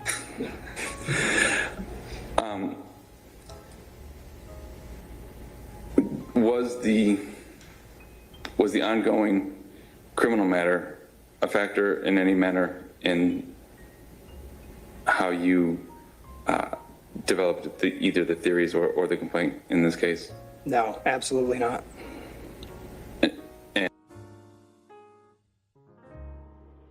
And are any of these documents that have been received in this case, are they being utilized, or do you have plans to utilize them in the criminal matter? I don't represent Mike Roman currently. Okay. This merchant does. Are you aware of any plans to do such?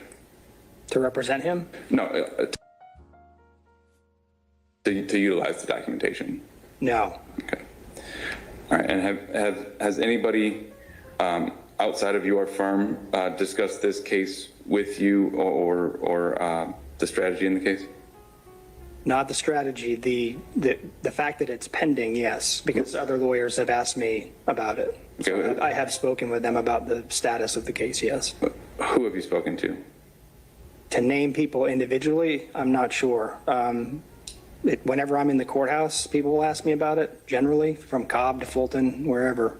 Are any of those people? There are a lot of folks who've asked me questions. I could be here all day telling you exactly who. Are any of those people involved in the litigation in the criminal matter, to your knowledge? I'm sure at some point I did speak with some of the lawyers representing defendants in that case about the open record suit, but it would have been in passing and not in any detail at all.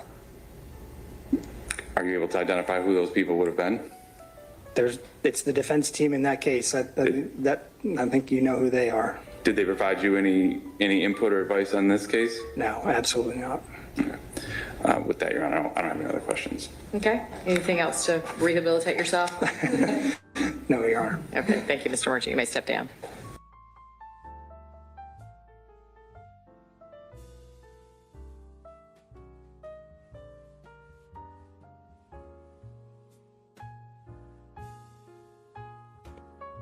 Yes, Regina, Mr. Merchant, John Merchant, and Ashley Merchant are husband and wife, and they both are members of the Merchant law firm. He does the civil litigation. She does the criminal litigation. And in her quest in the criminal litigation, she asked for those documents that was about Nathan Wade, how he was being paid, all of the NDAs, all of the contracts, all of the invoices, everything related to Fani Willis, what monies they were paying, where the monies were coming from. And so he became involved because when they filed the lawsuit, because they would not provide them with the open records, then he's the civil litigator, and he's the one who filed the open records lawsuit. And because they are partners, not only in marriage, but in their practice, then they work together. So that's how he got to be involved in this case. They refused to give them the documents. And as we progress, now we're going to hear the judge tell. Well, no, first we're going to hear this lady. Elements. And I want y'all to hear what this lady is saying. Subjecting. I want y'all to hear what this lady is saying and trying to defend the DA's position and what they think and what they believe. Everything is what they think and what they believe. Nothing factual. All of it is what they think and what they believe. So here we go. Let's listen at her.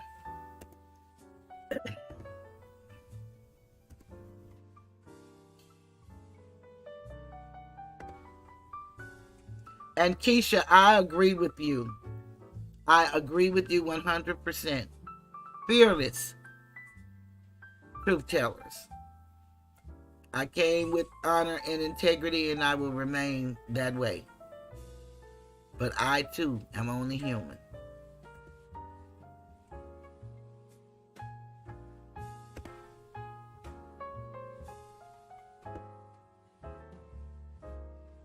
It therefore to a directed verdict. Okay. I think I'm clear on how the court is directing me. And thank you for the opportunity to come before you, Your Honor. We are asking that the court make a finding in our favor.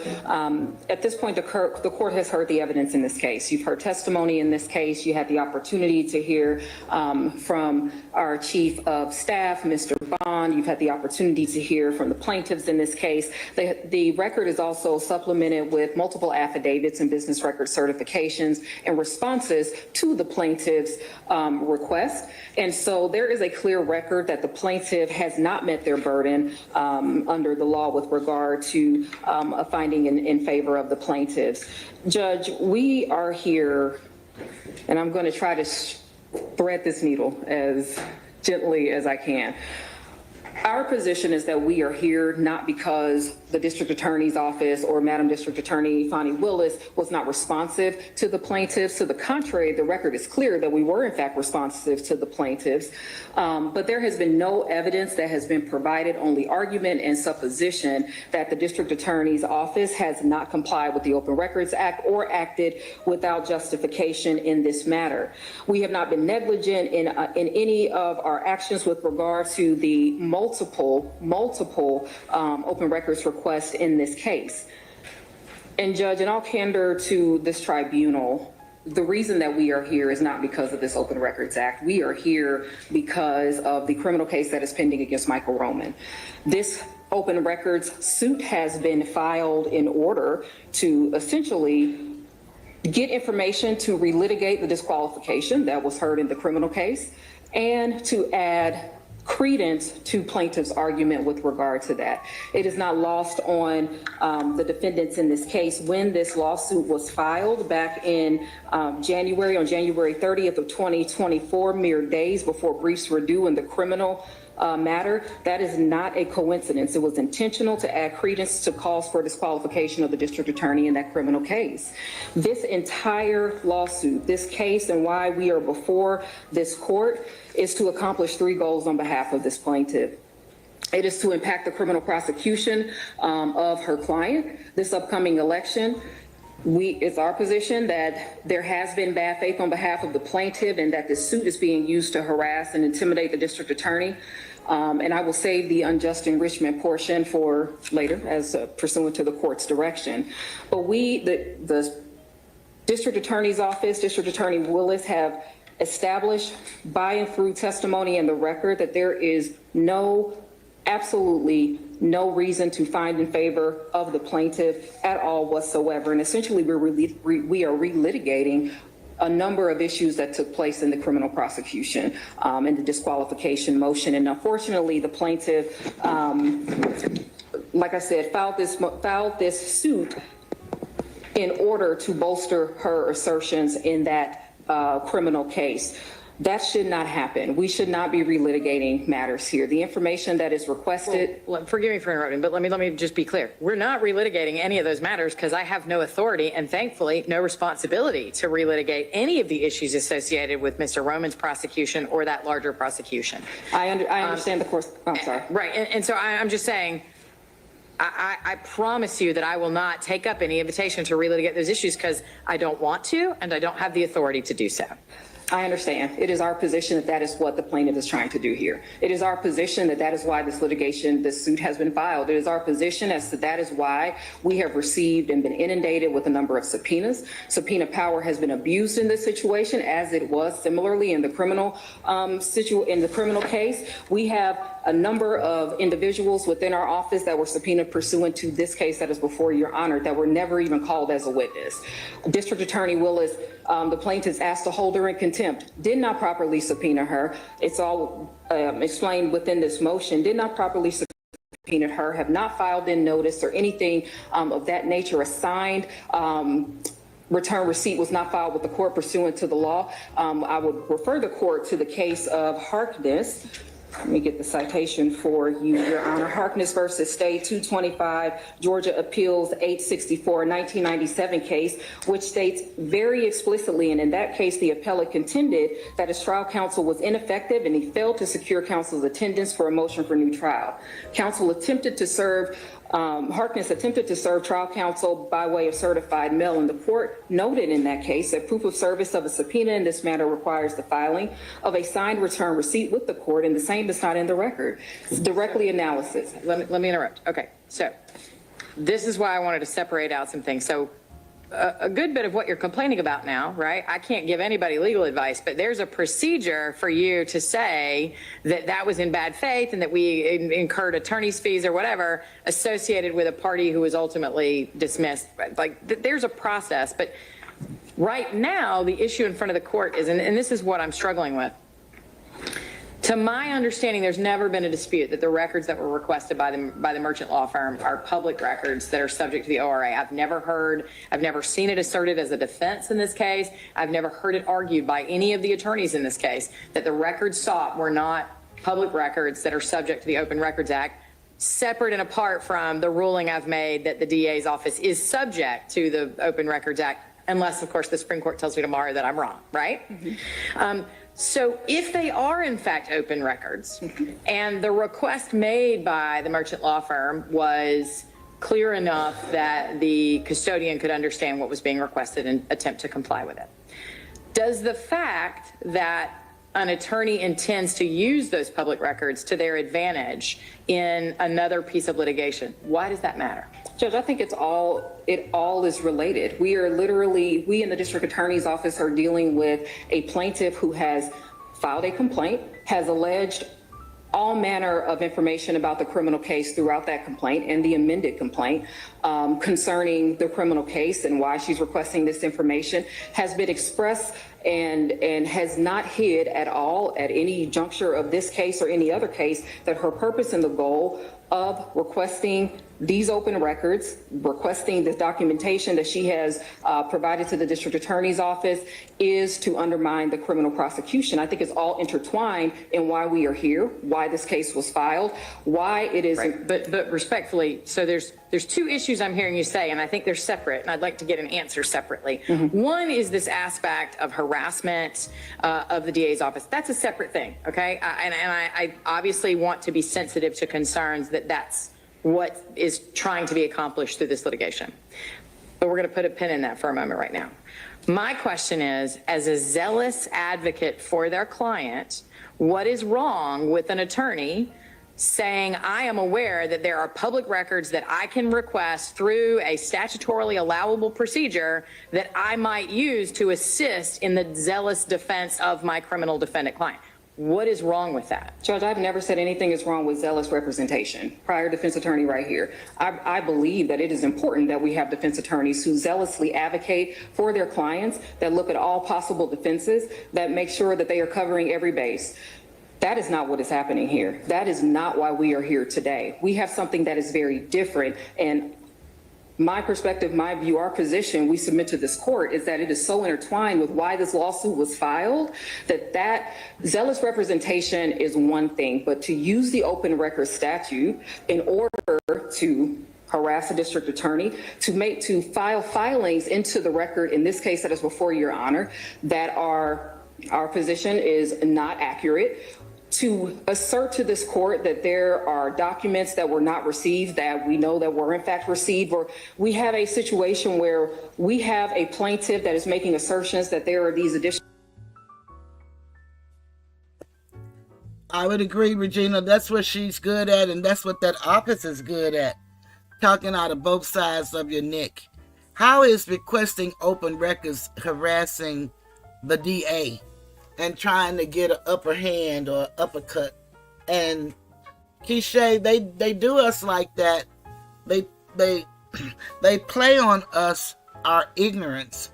And there are many people I've found in looking at this trial and in all of the trials that know a lot. Unfortunately, many of us Asiatics do not, because we don't like to read and we don't read. So a lot of us don't really understand what's going on right before our eyes. These are public lynchings, just like they used to do back in the day of Jim Crow. That's all you're seeing right now. There's no rhyme and reason to the DA's office.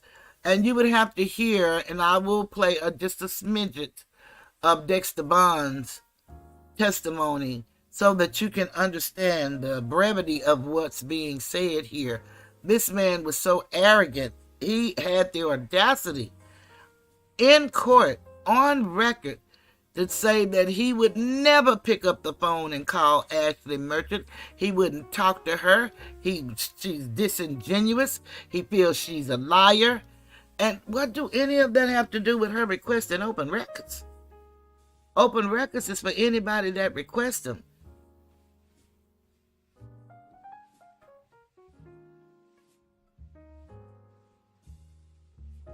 So, let her finish line. And the judge caught her real good, and I'm glad the judge called her on it. Documents, even though she has been given responses, she has been communicated with, that we have been nothing but responsive to her request regarding the multiple open records requests that we have received. Now, even receiving the responses from the state, we were still met with this assertion that, one, we were derelict in our duty in some regard, that we were negligent in some regard, that we have not complied with this statute. And what I am trying to probably and artfully communicate to this court is that those assertions were made for the sole purpose of undermining the prosecution in the criminal case. That has been the driving force of what led us here, and that is very different than zealous advocacy. We are outside of the realm of zealous advocacy. The records are public. She can use it however she chooses to. But whether or not there have been factual assertions that this court can actually consider outside of, speculation, assumptions, just my belief or my thought is this, facts and evidence that will suggest that the district attorney has did something other than comply with this open record statute is not here. The record is void of that. This court actually has a record that not only shows but proves that we have not just exercised our duty, but we have gone a step further, because as the plaintiffs have said at some point during their questioning today, this situation is very litigious. We know, not just know, but it is a tenet of District Attorney Willis to make sure that we are being transparent in our dealings. These accusations, this lawsuit suggests otherwise. And what I am trying to communicate to the court is that suggestion is not because there is a legitimate basis. It is because Plaintiffs wish to use that in order for Michael Roman to get out from underneath his criminal case. The appropriate and proper way to handle that situation is to allow that man to have a trial. People have a right to a jury trial. People have a right to defend their clients. Right, but again, I apologize if I sound like I'm beating a dead horse here, but again, what I'm struggling with is whether any of this information is intended for or will be used for. I question whether that's relevant to a determination of were these open records, were they clearly requested, were they provided, or was a good faith effort made to find them and provide them? And ultimately, whether they're admissible in evidence for any purpose against Mr. Roman or in his behalf is a decision for a different judge in a different proceeding. What I'm struggling with here is I don't understand why the fact that well, first of all, to be clear, I understand your argument, but Ms. Merchant has testified that she either doesn't intend or hasn't made a decision. That's not the purpose for why she requested these records, because the ones she wanted regarding Mr. Roman were ultimately obtained through subpoena in the criminal action. So she has affirmatively, and I think Mr. Merchant also said that that's not the intention here, that some of this was for a project associated with Gactyl or something like that. But setting that aside, I understand that you are somewhat disbelieving of that representation.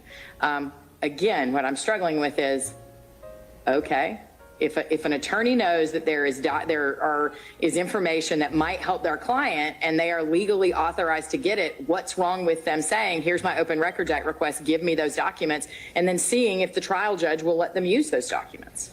Again, Judge, I don't think that is not an appropriate thing to do. What I'm saying is that's not what happened here. I'm saying that the plaintiff's complaint and their amended complaint. She's saying like she definitively know that they're only doing this to harass the DA. And they're afraid of Ashley. That's really what it is. Ashley stands for something. What we need to understand is these people are registered with the Bar Association. And that has to do with Britain. Unfortunately, we're here in, well, I guess you could say fortunate. Or as my daddy would say, fortunate to the unfortunate. We're here in America. We're still going under British rules and British laws, whether we want to acknowledge that or not. That's why they codify things. So it makes it too convoluted so that we can't ask simple questions. And we certainly can't give answers to any legal questions. So a lot of this is just bureaucracy. It has nothing to do with nothing. The common law is if I don't harm you and you don't harm me, no harm is done. Once the harm has been done, that's where the civil law comes in. Then we look at the damages that it has caused the individual. The whole penal code is something they made up off of the slave codes to be able to enslave individuals all over again. And I didn't come up with this concept. It's written so that we can know. We just have to, research and find it if we're interested in that. And I tell you, it wasn't until my son and I started having these conversations that I could even research our history, because all of the movies and stuff they showed us was so sad and ridiculous. I didn't even like Black history at all. And I didn't deal with it. But I realized Black is civilly dead. It's a social construct. It's not nationality of people. That our identity was stolen and our nationality was stripped from us as a people. And they gave us all of these nom de guerres, which are name tags, as Black, colored, Negro, Negroid, African American, Indian, Mexican, Hispanic, all of those. We are all the Americans because this is America. We're in North America. We have Central America. We have South America. We are indigenous to these lands. We've been here for thousands of years, and they want us to believe we only came when Columbus discovered it and the Indians were here. There are no such people. They had tribes, just like we have tribes on the motherland. But if we understood geography, we would understand that all land was once the same land, and that's why you will find us in every land. There's not a piece of land where you're not going to find an Asiatic person, and because the land was known as Asia. So, they gave them these names when the conquerors came and conquered the territory. It's why it's very important to learn jurisdiction, because it's much deeper than what's on the surface. And if you don't have a concept of what's going on, what you will believe comes from your emotions and not necessarily from a place of fact. So let me get back to this lady talking this crazy talk as she's talking. Say the contrary of what was testified to right here today, that the purpose of this litigation, the purpose of this was to use these documents in the criminal prosecution. But putting that aside, Judge, here for the open records suit, we have direction and guidance from our Supreme Court, and I will draw the court's attention to Felker versus Lukemire, 267 Georgia 296. It's a 1996 case where an individual was requesting documents from a public entity. But there was a line in this case that is so poignant and so on point to what we have here that states the legislature could not have intended for an open records request to be used to trap an unsuspecting public official. And we have this game of gotcha that the plaintiffs are trying to, impose upon the district attorney. Notwithstanding all of the other matters and cases that we have, people request records from our office every single day. We are inundated with open records requests. Even though the official position of the DA's office in this litigation is that they're not governed by the Open Records Act. Just saying. People request it. I have no control over what people request. But if you don't give them, they apparently can't be enforced against you because the law doesn't apply to you according to the official position of the district attorney's office and the Fulton County District Attorney in this lawsuit. Just saying. And I'm saying that people make their requests. They reach out to our office. They ask for the documents they wish to ask for. That is their prerogative. They can reach out to any office and make any requests that they want.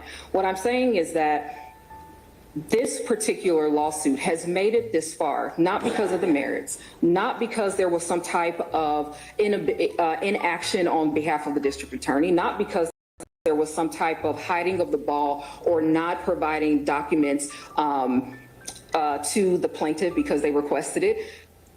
We are here today because of exactly what I stated, Judge. It is not because the plaintiff did not receive something. It's not because the district attorney is playing hide the ball. It is not for any of those reasons. It is because, and I understand the court's position with regard to this, but it's because the plaintiff wishes to undermine the prosecution in the criminal case. Use those records for however you choose to use them. We did provide them. We did, in fact, provide the records to the plaintiff. During the pendency of this litigation, we have received a number of emails. We've received correspondence. I will note for the record before this honorable court, District Attorney Willis and the District Attorney's Office are both represented by counsel. Plaintiff has still reached out, completely gone around and usurped our professional rules of conduct, our duties as attorneys, has not reached out to me. I've sat in this courtroom. When I came to make my argument for the motion to quash, the court very wisely said, why don't you accept service now? I was not for that. I was a little opposed to that. I sat in this courtroom for days as we heard testimony from Mr. Bond, still did not get served with anything. Still did not have the plaintiff at least adhere to the basic and minimum requirements of our duties as attorneys, our duties as counsel. All of this is illustrative of why we are here, why the claim has no merit, why there is no basis for this sham of a lawsuit, for this waste of the court's time that we are here for. This is an attempt to obstruct justice. This is an attempt to make sure that there is a news clip, because quite frankly, without her name, these news cameras would not be here. What I am telling this court is that there should not be, and I'm asking this court to not rule in favor of the plaintiffs, to rule in favor of the defendants, because based on this record as a whole, evaluating the record as a whole, the filings that were made ahead of testimony, assertions from plaintiffs about not needing injunctive relief, and now we're here on injunctive relief, the multiple requests are not even the issue, because again, plaintiff has received those things. It is truly the conduct, the extension of this lawsuit in order to ask for those attorney's fees, and I won't go any further than that. But all of this is to serve a particular purpose, and it is not because they did not receive documents. It's not because we are violative of the open records statute. It is to undermine this prosecution. It's to impact this criminal prosecution, the election, and to harass the district attorney's office. And as such, we are asking that this court find in favor of the defendants. Thank you. Mr. Merchant, your response?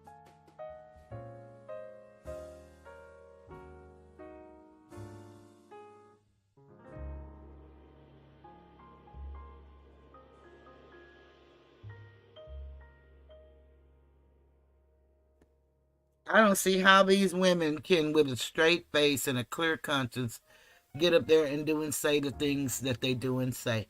But when you're operating in bad faith, you don't have to have a clear conscience. Your conscience is clear because you're doing what you want to do.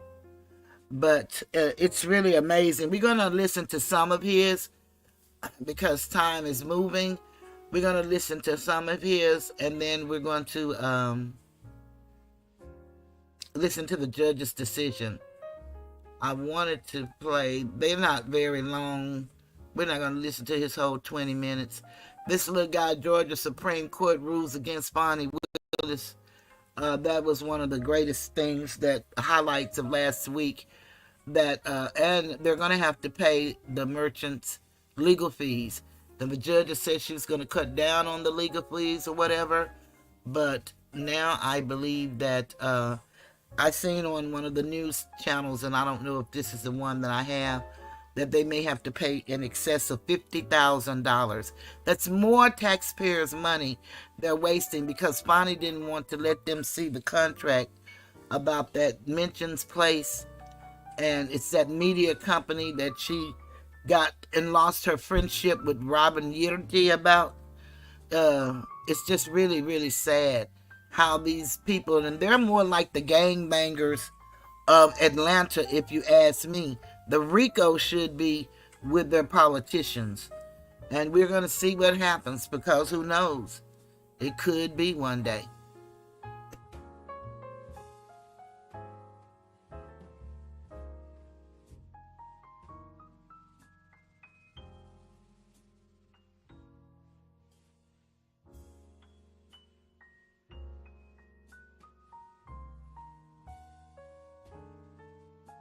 Mr. Merchant. Your Honor, that was a political speech. Ms. Levy didn't answer any of your questions directly. She was sent here to say a certain thing, and she said a certain thing. I'm not going to give you a political speech. I'm going to talk about the law. The Open Records Act makes clear, Your Honor, in the very first paragraph of the statute, that it is the strong public policy of this state to be in favor of open government, that open government is essential to a free, open, and democratic society, and that public access to public records should be encouraged to foster confidence. And see, therein lies the conflict. When they say a democratic society, all nation states are formed on a republic form of government. Not Republican, republic. The republic means that the people rule. Unfortunately, in a lot of countries, they moved into dictatorship and rulership. But the democracy is this new system that they have, that supposedly the majority of voters win in an assembly.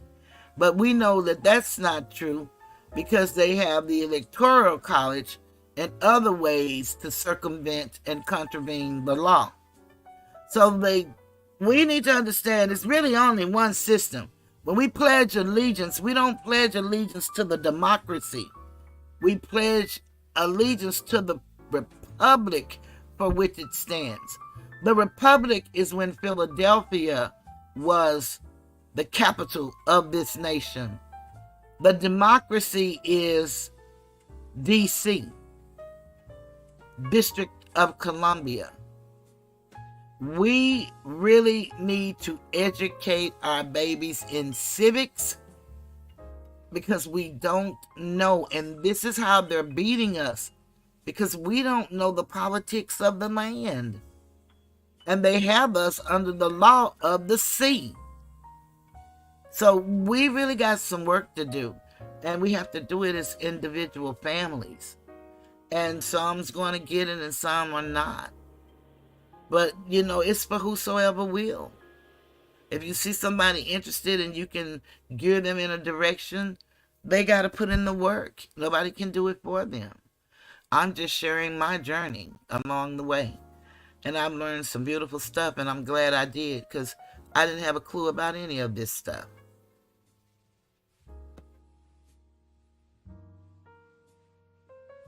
In government, and so that the public can evaluate the expenditure of public funds and the efficient and proper functioning of its institutions. That's what these requests asked for. Many of the requests asked for how the DA's office spent money. Many of them have nothing to do with the criminal case, as Your Honor has appropriately pointed out, yet we continue to hear this banging on the table about this being some sort of politically motivated or media motivated type of action, and it is not. We are here because the DA and the DA employees, in particular Mr. Bond, refused to comply with this law. Ms. Merchant and I are fortunate enough to have the resources to be able to put us in this spot so that we could actually argue the law to Your Honor and highlight the failures here. As Your Honor has pointed out, from the first day we set foot in this courtroom, you have been appropriately focused on the real question here, which is, are they subject to the act? You have ruled in your on the motions to dismiss it that the two remaining defendants are subject to the act. Are the records that are sought public records under 1870A? The Wallace case requires them, that's Wallace versus Greene County, it's 274, Georgia Appellate 776, that's a 2005 case, deals with the idea that they can't just send us a letter within 3 business days and say, hey, we're on that. That's insufficient as a matter of law. Not only do they have to send us something in writing or to let us know that they're going to respond, they have to tell us whether they're going to give us the documents or not. And then reasonable accommodations can be made after that. They haven't even argued that they complied with that portion of the statute. So we've crossed that bridge. They haven't asserted any legal basis for any exemption under 1872. So we don't even have them taking a legal position that they're not required to give the documents in the first instance. So that leaves us squarely on the substantial justification prong of 1873B. That is the remedy in the statute for us. There is no other remedy. You're it, Your Honor. If you say we have failed in this endeavor and you do not grant us, you don't render judgment in our favor and grant us fees and expenses, it is going to send a message across the state of Georgia that virtually nothing that is done by the DA's office in this office or any other place will be held accountable under the law. And we think they have failed to rebut our allegation that they were not substantially justified in failing to comply with the act. Because I don't think there's any real doubt here or dispute that they haven't given us the documents or didn't give us the documents in time. There's a lot of this, well, we gave it to them, we gave it to them, we gave it to them, months and months later. There's nothing to see here, Judge, because they've gotten the documents now. That's not the issue. The issue is it took us 8 months of litigation to get here. And they only gave us documents in piecemeal fashion only after we forced their hand, only after we filed the lawsuit, and they were held to account for it by filing legal responses to us. It took that, Judge, not picking up the phone and saying, hey, what do you really want there? And trying to find a way to make it more transparent, which has been talked about a lot, and which is the underlying premise of the whole act itself. They didn't do that. They hid stuff. They changed the documents. They altered the documents, and they did it on purpose. I'll get to the Ashley Merchant rule in a second, but as I pointed out in the letter yesterday, Your Honor, 91514 is our abusive litigation statute in the civil world. This is a civil action. There's no, I couldn't find any guidance in the case law surrounding the Open Records Act that defined what substantial justification for their failure to comply, what that actually means. So I had to go digging in the abusive litigation statute, and that statute specifically defines substantial justification as lacked substantial justification as meaning substantially frivolous, substantially groundless, or substantially vexatious. Well, frivolous and groundless both can be satisfied by the plaintiffs, by us, by showing that they lacked a legal basis for their arguments. And we've demonstrated that they have not raised any legal basis for their arguments. So we win on both frivolous and groundless under the statute just by showing they didn't assert a legal basis in their defense. Groundless also could include a factual basis, an excuse, if you will, for why they didn't comply. That is where I think Your Honor has some questions to resolve regarding Mr. Bond's testimony. You, of course, with no jury, you're the trier of fact. Sorry, Mr. Merchant. Let me interrupt you for a second. So, first of all, let me just ground us again for a moment, because it is a non-jury trial, because I am the trier of fact, because, you know, we're forcing procedural pit stops along the way that don't come naturally when it's just a bunch of lawyers in here talking. But technically, what you are talking about right now is a response to Ms. Alabi on behalf of the two defendants' motion for directed verdict. And I understand you need to address each of those elements, but it sounds like you're starting to stray into argument about why you think you should win, as opposed to just argument about why I shouldn't direct a verdict against you. And I was doing that, Your Honor, because Okay. I was sitting there thinking to myself, well, am I going to do a closing separately from this with no jury, or am I just going to go up there and talk? I mean, if you feel like it's all the same thing, I'm okay with that. I just want to make sure that we sort of know where we are. Yeah. And the reason I say that is that I would still end up wanting to hear from the county attorneys in terms of their position about the substance of the case, separate and apart from the DB. Yeah, fair enough, Your Honor. Okay. Then I'll focus very specifically on direct verdict issues. Yes, sir. So the standard in the civil case is preponderance. So the only thing we have to do is show, Your Honor, that we're more likely than not to prevail, and we have to demonstrate that we've carried the day on certain factual issues related to the elements of the statute. So what we've already talked about, the first two or three elements, we've satisfied all that because there's no evidence that they raised any defense that would require us to bring evidence to dispute it in the first place. So it's conceded. So the real issue is, did we give Your Honor enough facts to reach the trier of fact yourself to consider the issue as it relates to substantial justification? So let me talk to you about Mr. Bond's testimony. So you're the trier of credibility. I think you sat here and you listened to him. We all did. And I think you can understand that our position is he is the personification of the failures in this case. He's the personification of the failures in this case because he specifically testified that he has an Ashley Merchant rule. And the Ashley Merchant rule, which is contrary to his number one rule, means that he doesn't pick up the phone for her, and that he digs in, and he's defensive, and he's obstructionist. The way he testified is exactly how they responded to the open records request.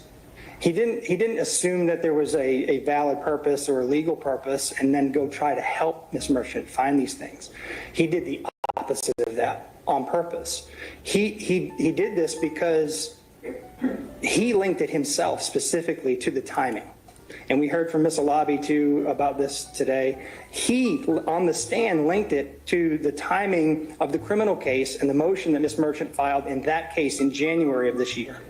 That's when the wheels fell off, because he wasn't listening. He wasn't trying to comply with the law. He was trying to find a way to parse her requests. He must have said it 4 or 5 times, garbage in, garbage out. So that's his excuse for failing to comply, because he decided, I'm going to determine that's garbage in so I can give garbage out. And he did that on purpose because he was not going to communicate with her. So the excuses he gave, and I think this is something fairly that Your Honor needs to consider, is the credibility of the excuses he gave. Because frankly, under the statute and under the interpretation of the definition of substantial justification, you've got to find, frankly, that you believed him. Not only did you believe him, but that you believed that they were substantially justified in relying on these excuses for failing to comply for some 9 to 10 months. Even in the face of a lawsuit where I'll get to in a second, claimed he never read, and then said he believed it to be frivolous. So the cyber attack, he claimed at some point that part of the reason they couldn't comply was the cyber attack. That only applied for a very short amount of time. It certainly is understandable that they would have difficulty responding, at least electronically, to certain things because of the attack. We're not questioning that. But what happened when it was over? They didn't go back and start to redo it and fix it. They didn't do anything like that. And not only that, on the stand, he didn't even attempt to link up the cyber attack with any actual delay. He just said in general terms that they had a cyber attack. He didn't say in this specific case how it prevented him from responding to Ms. Merchant appropriately or timely under the law. Excuse number 2. The January 9, 2024 request was not elevated to him. This appeared to be, from my view, someone trying to throw an employee under the bus. That because it wasn't elevated to me, I was not aware of it. We know that's not true. At the time that he testified to that, he was not aware that Ms. Merchant had an email from September of 2023 with he and Erica Willingham on it, showing very specifically that he had talked about critical mention and that they had actually prepared these documents in the prior year. But he told Your Honor under oath that he had no idea what critical mention was in January of 2024. We know that's not true. When he got caught with his hand in the cookie jar, he tried to pivot around it and then finally had to concede, well, yeah, I did deal with that. That's my name. His name on the email was Dexter Q. Bond. He also told you that he didn't know who Dexter Q. Bond was when Ms. Merchant showed him the forfeiture documents with his name on it. It's just incredible. So he's with regard to the failure to elevate, this is, if it's anything, it's a failure to train the employees properly. Let's assume that he didn't have a nefarious reason for testifying the way he did, and that he was actually telling the truth, that wasn't elevated to him. Well, it cannot be the plaintiff's burden. It cannot be the citizens of Georgia's burden to train employees who are dedicated and responsible for responding to Open Records requests. It's just not, that can't be a function and it can't be a defense to justify not timely complying with the law. More importantly, Your Honor, if that excuse held any water, it certainly lost all the water by January 26th because we know he wrote a letter to Ms. Merchant outlining all of the issues. So to the extent it wasn't elevated prior to January 26th, we know Dexter Bond was involved going forward starting on January 26th. So what in the world justifies the period after January 26th through September and even now when we still don't have some of the documents? Excuse number 3, Mr. Bond assumed the first matter was resolved because Ms. Merchant didn't specifically follow up. And when she was on the stand today, I heard questioning about this as well. Did you follow up on every single little thing? And I think Your Honor even asked Mr. Bond, what happens if you say no responsive documents? Is it the plaintiff's burden or the citizen's burden to ask, are you really sure about that? You know, that's not what the law contemplates. The Open Records Act certainly doesn't contemplate us having to cross-examine the agency's responders. We can't do that, and we can't do that for one very important reason, which Ms. Merchant pointed out today. We have no idea how they keep their documents. We don't know who the custodians are. We don't know whether they're stored electronically. We don't know if, in this case, there's an IT department that has superior control over electronic information. We have no knowledge of that. You'd have to be somewhat sophisticated across the board to figure out how different agencies store their documents to be in a position to cross-examine, in his words, follow up about things that we may not even know about. I think the 44 pages is very instructive, Your Honor. He was very cagey about that, and he was cagey for a reason. They altered the documents. There's no other way to put it. And to give the benefit of the doubt, I think it may still be problematic because even if the court doesn't assume that it was intended to obfuscate anything, the holder of the record can't have it both ways and say, I'm not required to create a document that does not exist in order to respond to you, but then in responding to you, create a document. That those two things can't coexist. I'm not as willing as you are to assume that it was intentionally done to obfuscate, but it is still problematic. Right, and exactly, Your Honor, because I think, he hemmed and hawed about that considerably when Ms. Merchant was questioning him about this, and he could have easily just said on the stand, yeah, that was a compilation that she put together and she took stuff out. He could have said that, but he spent 15 to 20 minutes arguing with her about whether it was a compilation or whether information was actually missing from the document initially. And then finally he conceded, yeah, there's stuff missing. And then he, as an open records officer, we asked him specifically, what's your obligation under the Open Records Act to produce a true copy of the document? And he wouldn't answer it. He said, for some reason, he just didn't know. And then eventually he conceded, well, yes, I do have to produce copies. But my larger point, Your Honor, I think is the way he testified is very important because I think it establishes the mental mindset they had when he responded to these requests. And so I think the reason why that's important, I know Your Honor doesn't want to get into the machinations of the intent, and I totally understand that. But the reason why it's important is because it colors his testimony about these excuses. Because if he can't even tell the court in candor why that document is not an original document and won't concede it's an original document, that's the thing. That's the personification of this problem and why we're here today. So the final excuse that I noted was they were just too busy to comply. Regina, this one I had to just come on and say, when you were talking about the cyber attack, you think that that's stupid. In the YSL trial, this person said they had a USB card that they sent these people and stuff came up missing because of the cyber attack. Now, how did the cyber attack affect the USB card? You just tell me that. But I guess they hacked into the USB after they put everything on there and sent it to the people. But that's what happened to them. That's over in the YSL case. The same people that in the Donald Trump case told the judge that the phone company and the phone experts and all of those people could not be relied upon are the same people who use them same people over in YSL as expert testimony. So it's really a joke in Fani Willis's world.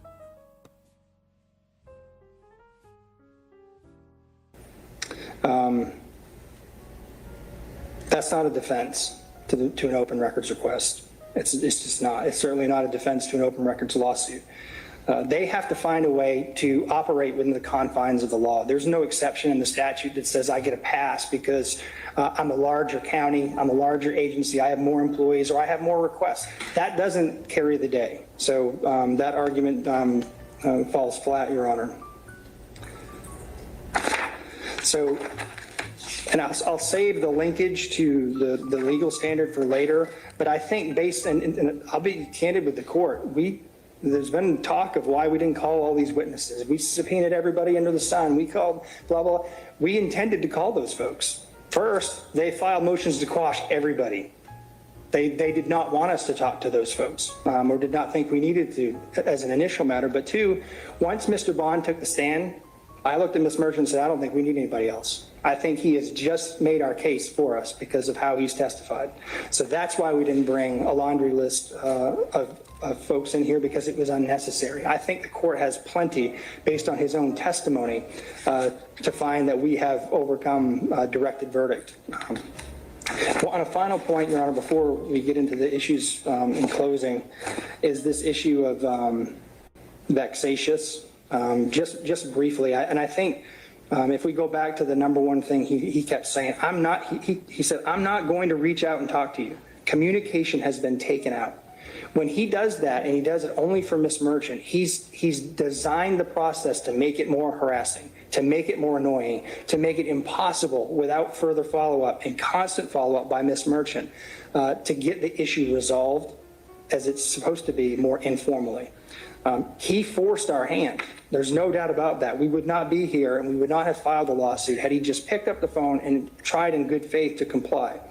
So the standard is whether or not that's designed to be harassing and annoying. And I think if you looked at his testimony when he was responding to Ms. Merchant's questions, I don't think a single soul listening to him could disagree that he was trying to be harassing and annoying to Ms. Merchant while on the stand. And he actually made it very personal. And I think the fact that he took it very personal and that it was very much a Ashley Merchant issue is what colored the responses by his agency and by him. I think this, and we've seen it today with Ms. Alabi coming in here and arguing things that just aren't relevant at all to the legal inquiry. And the reason for that is they have marching orders. Whether they're appropriate or not in the context of open records is not our fight. It honestly isn't. It's, did they give us the documents when they were supposed to? Do they have an excuse for not giving us the documents when they were supposed to? And if they have an excuse, is it justified under the law? And we think we've shown through Mr. Bond and through the evidence that we more than satisfy directed verdicts. We'd ask Your Honor to deny the motion. And on just a separate issue, because I don't think it was addressed, we got this motion, as I mentioned, just before Your Honor took the bench, and it asked you, Honor, to sanction us. I'm not going to cross that bridge because you're not crossing that bridge yet. But I also think that that's important for understanding why they have attempted to put up a smokescreen and just avoid the real issue here, which is, did they comply with the statute? They will do everything under the sun to divert Your Honor's attention. I know you're smart enough to not let that work, but that's what they're doing. They're just throwing up a smokescreen, hoping that you'll be so overwhelmed with the idea that we might actually ask for documents related to a criminal case that you're going to be blinded to the real issue here, which is, did they comply under the law? And we think that they did not. Thank you. So, Ms. Alabi, it's technically your DV motion if you'd like a brief rebuttal. Just briefly, Your Honor.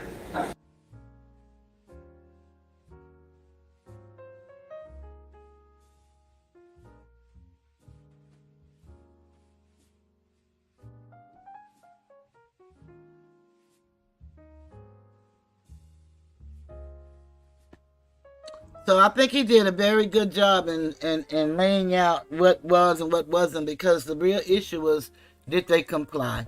And that's what it's going to boil down to. We're going to hear the judge's decision.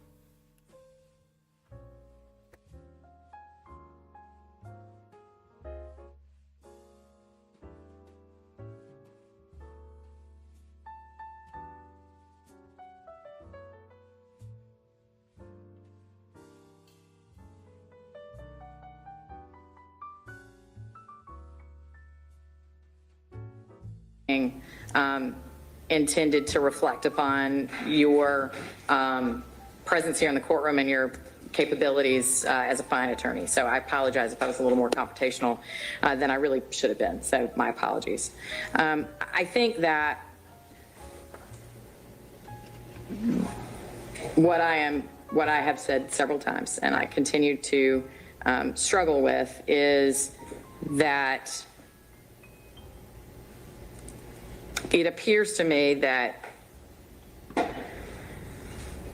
I've already said that I think either or both the Fulton County District Attorney's Office and Madam DA Fani Willis in her official capacity as the District Attorney of Fulton County are subject to the Open Records Act. And therefore, the response that would have been appropriate would by the records custodian, who in this case is Mr. Bond, would have been to recite some procedure that he follows or some process that he follows, which I didn't clearly hear in terms of when he receives a request. The impression that I got from hearing the testimony of Mr. Bond is that there are certain types of requests they get all the time, and they are used to responding to them, and they, maybe closed criminal files, things like that, right? And that those are pretty standard. And I imagine that these requests were somewhat out of the ordinary for what the office requires or typically handles. But the fact, and this is where it really gets off the rails, that not only was Mr. Bond not able to testify to a particular process that he follows by requesting, from IT to do searches, and more importantly, to follow up with certain people, but not Ms. Merchant, about what it was that was the nature of the request. Seems to me to indicate that there's something of a problem regarding the efforts of the records custodian of the Fulton County District Attorney's Office to in good faith, comply. Now, having said all of that, here's what we are going to do. I am telling you right now where I am leaning and how I'm going to rule, assuming that tomorrow the Supreme Court does not say that the district attorney's office and the individual officially duly elected person is not subject to the Open Records Act. So it is not my intention to enter an order today, but I do want to tell you what my likely ruling will be, because I'm going to reserve the issue of attorney's fees, right, in terms of damages that are sought. I believe, based on the evidence that I've seen, there is no dispute that the records that were sought, that the requests were clear, and that to the extent that the custodian did not understand what was being requested, it was the obligation of them to make a good faith effort to make sure they understood what was being provided or what was being requested. I do not believe that the records custodian engaged in a good faith effort to determine how to respond to the requests that were made. I also am unpersuaded by the idea, given the high profile nature of so much of what the district attorney's office does in Fulton County, the sheer volume of just media requests alone for public documents makes me question the idea that 13 requests from one individual was somehow overly burdensome. Because of that, it is my inclination to find that as to the NDAs, as to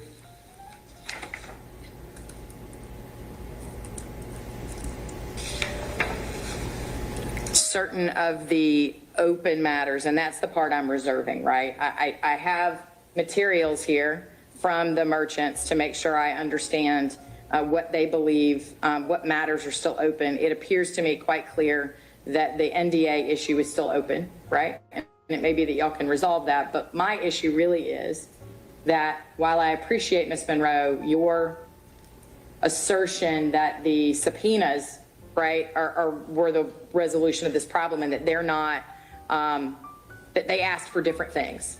I think having seen the subpoenas and comparing them to the Open Records Act requests, the reason they're different is two things. Number one, there were attorneys in the form of Mr. Bowman and Ms. Monroe who were in good faith trying to understand what was being requested and comply with the request. That was not the same in the Open Records Act request. And two, by the time those requests morphed into the subpoena that was served on Fulton County, Ms. Merchant had been educated about what it was she was asking for and how to ask for it more clearly, which again could have all been accomplished had Mr. Bond not had the Ashley Merchant rule. And so all of that is to say this: what I'm going to ask for from the merchants is a proposed order that rules in favor, or proposed judgment, I guess it would be, that rules in favor of the merchant law firm in this action as to those specific items that were not timely produced. And here's where I want to focus. I'm going to focus on the fees issue, the expenses that were associated with their efforts to recover these amounts. And here's why. I've given the DA's office a real hard time. I would be remiss if I did not say that I'm quite certain that Ms. Merchant has been difficult and has potentially used these proceedings, right? Particularly the subpoena to Madam DA Willis individually, to gain either media attention or positioning in the criminal case. While I'm certain that is true, as I challenged Ms. Allaby about a moment ago when she was speaking, my understanding of the Open Records Act request is while some of that argument may be relevant to whether or not Ms. Merchant or the firm was substantially justified in making these requests, at the end of the day, the relevant consideration is, are these public documents that the public is entitled to see? And was a request made, and was a good faith effort made to comply with those requests? And because despite the fact that the DA's office may not like what Ms. Merchant may or may not do with those documents, that doesn't change the outcome. And so the reason I say all that is to say that I don't intend necessarily to award the entirety of the attorney's fees that were sought by the Merchant law firm. I expect that I will cull a good bit from it because I believe that some of it, particularly the subpoenas to all the various parties, when it took me 10 minutes into that first hearing to point out that I wasn't going to hear from any of those witnesses until it became absolutely necessary, because those witnesses were in possession of specific information that no one else was in possession of. And that's a fairly standard approach in civil law. And so I do think perhaps there was an expanding of the proceedings, but I'm not ruling on the motion that was urged today regarding sanctions and fees, but I will say that that still probably wouldn't rise to a basis for sanctions, because very quickly the Merchant law firm got the testimony that it believed it needed to prove its case from one witness, and then released the others from further requirements to testify. And if there were to be any sanctions, certainly it would be against the DA's office for the behavior of their one witness, who is the custodian of records, and he sounds like he have no knowledge of what that entails. That's what gets me. It's crazy, but hey, that's what it is. Despite the fact that, you know, if it was really Ms. Merchant's intention to get media attention and hype this all up to the media, she could have continued to insist and get into an argument with the court and brief, et cetera, on this entitlement to examine Madam DA Willis. I will also say that I take exception to this argument that this entire characterization of Ms. Merchant, who again, I don't doubt that she has been, I'll stick with the word difficult, because that's what I said before, right? That she is someone who is aggressive and difficult, can be difficult to deal with in litigation, whether it be civil or criminal. I understand that. But the district attorney's motion and the effort to characterize it as being in bad faith by hyping up all this media attention to harass the DA's office could have all been cut. All of that could have been cut away if Dexter Bond had picked up the phone and called John Merchant or Ashley Merchant and said, what are you trying to get? And then given the documents. Or engaged in a good faith effort that would reassure the requesting party that some good faith effort had been made to locate those documents, so that when the representation that no such documents existed or were in the possession of the custodian was made, it would be more credible. So all of that is what I'm going to do, assuming again that the Supreme Court doesn't wipe this all away tomorrow, is enter a judgment in favor of the Merchant law firm regarding the failure to timely provide the documents that were requested, the ones that are still listed, the ones that are still outstanding, if there are any. It sounds like we've abandoned most of them except for perhaps the NDA in terms of injunctive relief. Mostly this is about failure to timely provide, and that will occasion an award of attorney's fees in favor of the Merchant law firm associated with the efforts they undertook to secure these documents. but I don't yet know what the dollar amount of that is going to be. I will say that I believe that Ms. Merchant's choice of $300 an hour and tying that to the Attorney General's office is a reasonable dollar amount. And that what I will really be focused on is trying to see if, it may be that I'm wrong, right? But to see if expenses or time spent was on something that unnecessarily expanded the scope of the litigation, or was, as Mr. Merchant and Ms. Monroe also pointed out, as to a dismissed party, perhaps not be recoverable. So that's what I'm going to be looking at and determining the nature and extent of any fee award that I make. Questions about what I've just said? Ms. Monroe. Thank you, Your Honor, for your breakdown. I'm just wondering if the court will be considering any fees that have commenced that were incurred prior to this litigation. So that's one of the reasons that I want to look at this issue, because my best recollection as I sit here right now of the standard is that certainly attorney's fees incurred in the litigation beginning when the litigation began is what is directly recoverable. I don't, as I sit here right now, recall what the law is about the things like the drafting of a complaint or things like that of positioning a case to be filed and whether such fees are recoverable. But it's my intention to resort to the case law, and if there's case law that says those things should not be recovered, then I will exclude them based on what I find in the case law. Anything else, Ms. Monroe? That's it. Okay. Mr. Merchant? No, Your Honor. Okay. Last thing is if the... I just wanted to say I promised you exhibits. Yes, thank you.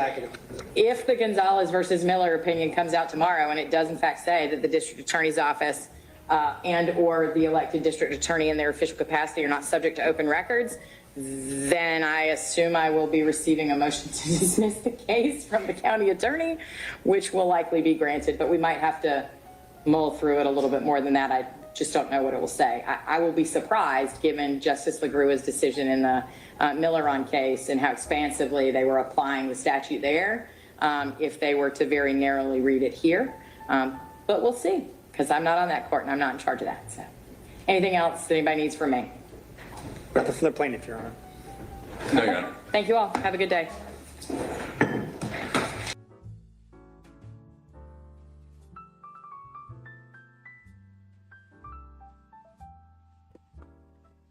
So there you see, she lost. And let's go on to the next one. It's not that long. And this is where it tells us that the Supreme Court, and this looks like it's a new guy that did this video. And so I want to make sure that I give him his shout out.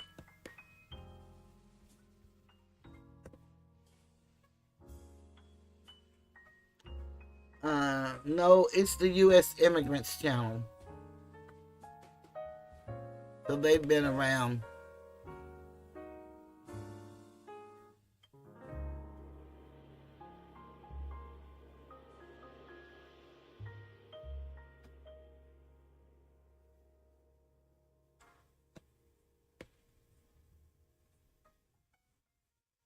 The NDA was the non-disclosure for Nathan Wade and the guys that worked for his firm and other people that had contracts with the DA's office. Also, it had to do with all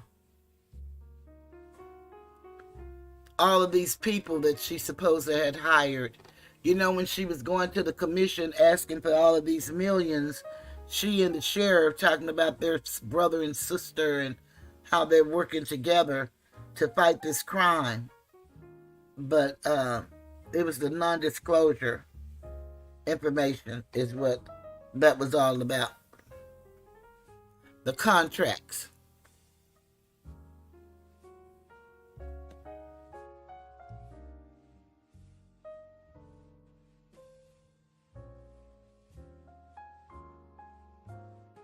District attorneys can be sued, upholding judge's ruling in open records dispute involving Fani Willis. It's a win for the Merchant law firm, which challenged Fulton County District Attorney Fani Willis and her office in an open records dispute. The Georgia Supreme Court ruled that district attorneys in the state can be sued under the Open Records Act, upholding Judge Rachel Krause's ruling in favor of the firm from Monday. The judge ruled in favor because she said the district attorney's office failed to timely provide the requested documents. According to Krause, the law firm is owed those documents and will be awarded attorney's fees. It stemmed from a lawsuit in which Ashley Merchant accused the Fulton County District Attorney's Office of violating the state's Open Records Act. The lawsuit accused Willis of hiding documents related to a media monitoring company, alleging the district attorney had used taxpayer dollars to pay for it. It also accused the Fulton County District Attorney's Office of not wholly fulfilling open records related to employees' non-disclosure agreements. She is the elected DA, it's her office. I think that every government agency has a duty to respond to open records requests. I think when you have an elected official, they are the ones who are held accountable by the public. They are the ones who set the policy. Merchant, who is Trump co-defendant Michael Roman's lawyer, in the election interference case, said on Monday while testifying on the stand in the case. The Fulton County District Attorney's Office stated that the office could not legally be sued under the Open Records Act due to wording in the state constitution and claimed the lawsuit was harassment.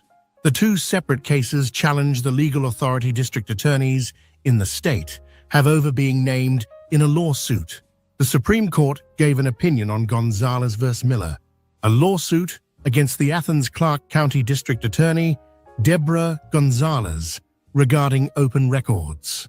In the lawsuit, Gonzalez stated that her office could not be sued loosely on the basis of the Georgia Constitution. It's a similar argument that the Fulton County District Attorney's Office attempted to make throughout the open records case against the Merchant law firm, but failed with the judge's ruling. The Georgia Supreme Court stated that the Open Records Act applies to public records maintained by the District Attorney's Office. Georgia law states that public records shall be open for personal inspection and copying, except those which by order of a court of this state or by law are specifically exempted from disclosure. Gonzalez and legal counsel for Fani Willis stated that the two district attorneys were considered judicial officers in the Constitution and not part of the public agency as defined in the Georgia Constitution for the Open Records Act, which requires public agencies to pass on documents that are considered public records. The Fulton County District Attorney's Office owes the Merchant law firm money and the documents that they requested.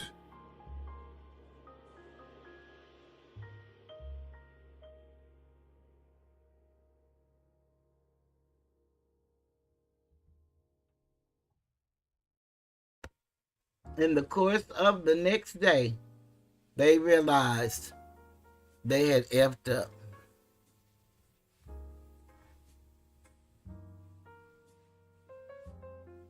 And my last little snippet of video, I'm using the district trending. This is the little guy that's the district trending. And what this person did was he's showing the Young Thug mistrial update is disturbing. And that came out tonight, a little before we came on. So we're going to watch that. And that'll be it.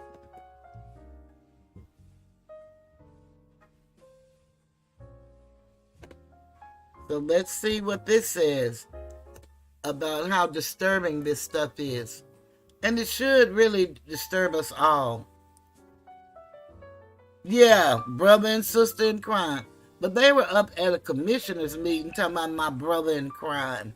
And that's what she said, my brother in crime.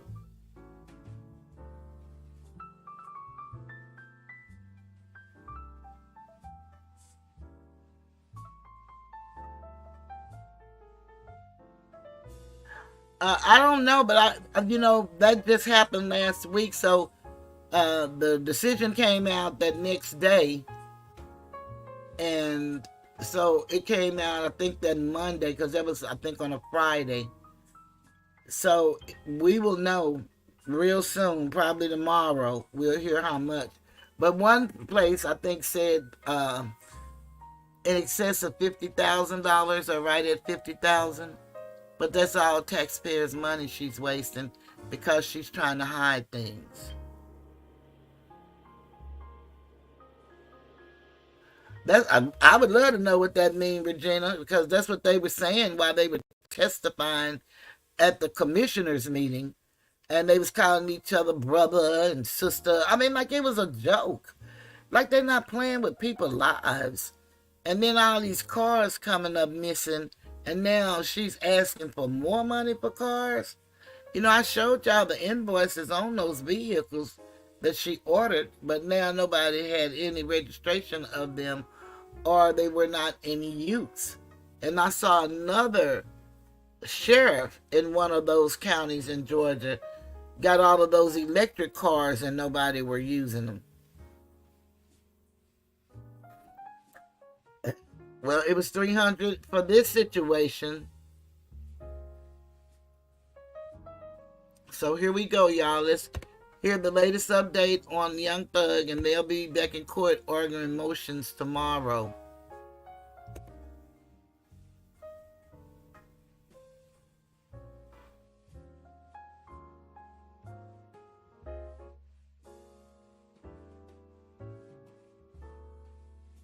It feels like someone has it out for Young Thug and wants to keep him locked up forever. Have you been tapped into the YSL case at all, and how do you think that's been? I've been trying to watch a little bit. And do you think it's being mishandled? I think it should have been dismissed. The shit with the judge that just happened. That just happened. Crazy, like trying to send his lawyer to jail. From the outside looking in, it's looking like they got something against him. Even Lil Baby tweeted, "Thug about to come home for life. This madness needs to end today." This mistrial decision has been alarming for one specific reason, and allow me to explain. The trial was delayed after reports of no court tomorrow in YSL Young Thug trial. It appears plea negotiations are ongoing. The plan for now is Monday at 9 a.m. This came after reports of the defense team of the YSL cases currently meeting with Fani Willis at the DA's office. Are they discussing deals? Young Thug's release from jail is pretty clear, but how we got to this point is concerning. It started with rapper Slime Life Shawty, who was once signed to Lil Durk's label, recently took the stand in the YSL RICO trial and admitted that he and others treated YSL like a gang. Outside of the music, is YSL a gang? You said outside of the music? Yes, sir. Some people treat it like that. What do you treat it as? I treated it that way before. You treated it as a gang before? Yeah.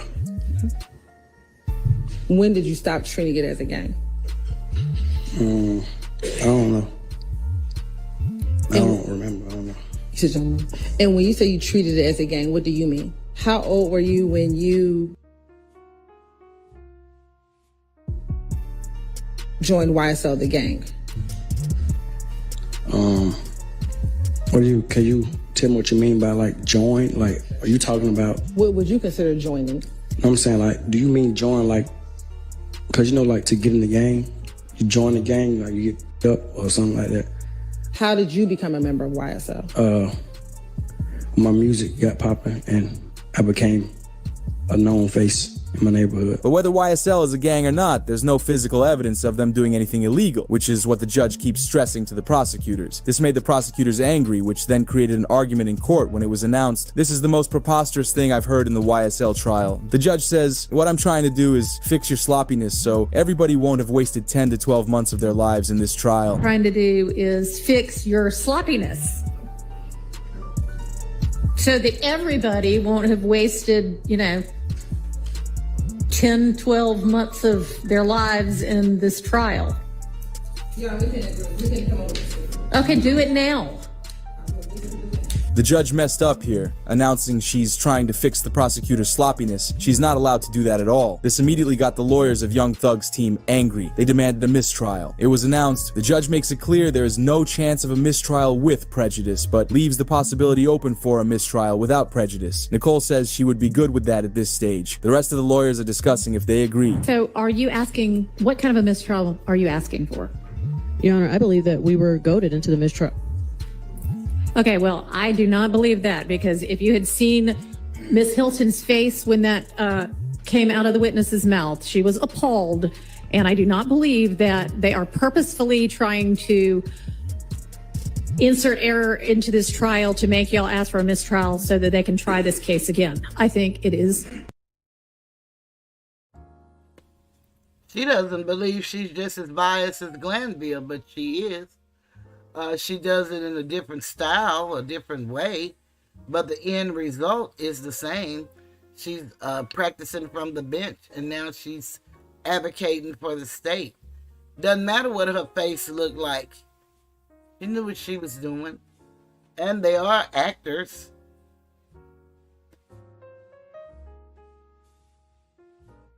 Continued, and I am sorry, y'all have, this gigantic, ginormous universe of evidence that maybe if you narrowed down, you would not be making these kinds of mistakes. But I believe that to be a mistake. Your Honor, so I'm going to deny a motion for a mistrial with prejudice. That one, I don't believe that the facts bear out. Would you like a mistrial without prejudice? Which is one of the most confusing things ever. The judge says there's no mistrial, then moments later says there's a possibility. Feeling similar to what Boozy said about YNW Melly. When the feds want you, they try to find ways to keep you. Now they're putting even more charges on them, and then when they want you, they want you. I knew they wanted them bad when they waited for that law to get passed. They waited all the way. Penalty. So it'd be 8-4. Oh, right. Yeah. They waited all the way till that law got passed to take him to trial. Yeah, he was in jail for what, 2 years, 3 years? Yeah. They could have been took you to trial.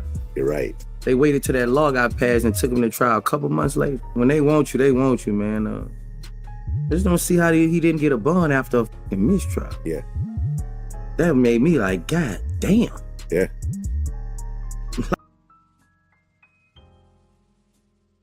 Like, after a mistrial, that doesn't happen, really. Great deals for Young Thug will be starting after the prosecutors lose all their witnesses in this trial, because it was reported. A sanction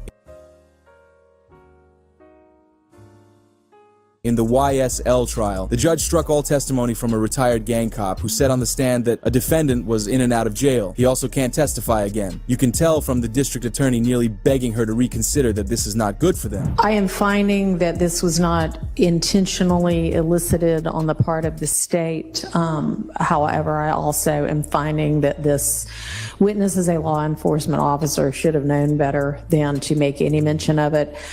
It is, however, significant that one of the charges against Mr. Kendrick in this indictment is that he is a convicted felon. Were it not for that, I would grant the mistrial motion. But given that this jury already knows that he's been convicted and is a convicted felon anyway, even without this testimony, I don't think that a mistrial is warranted.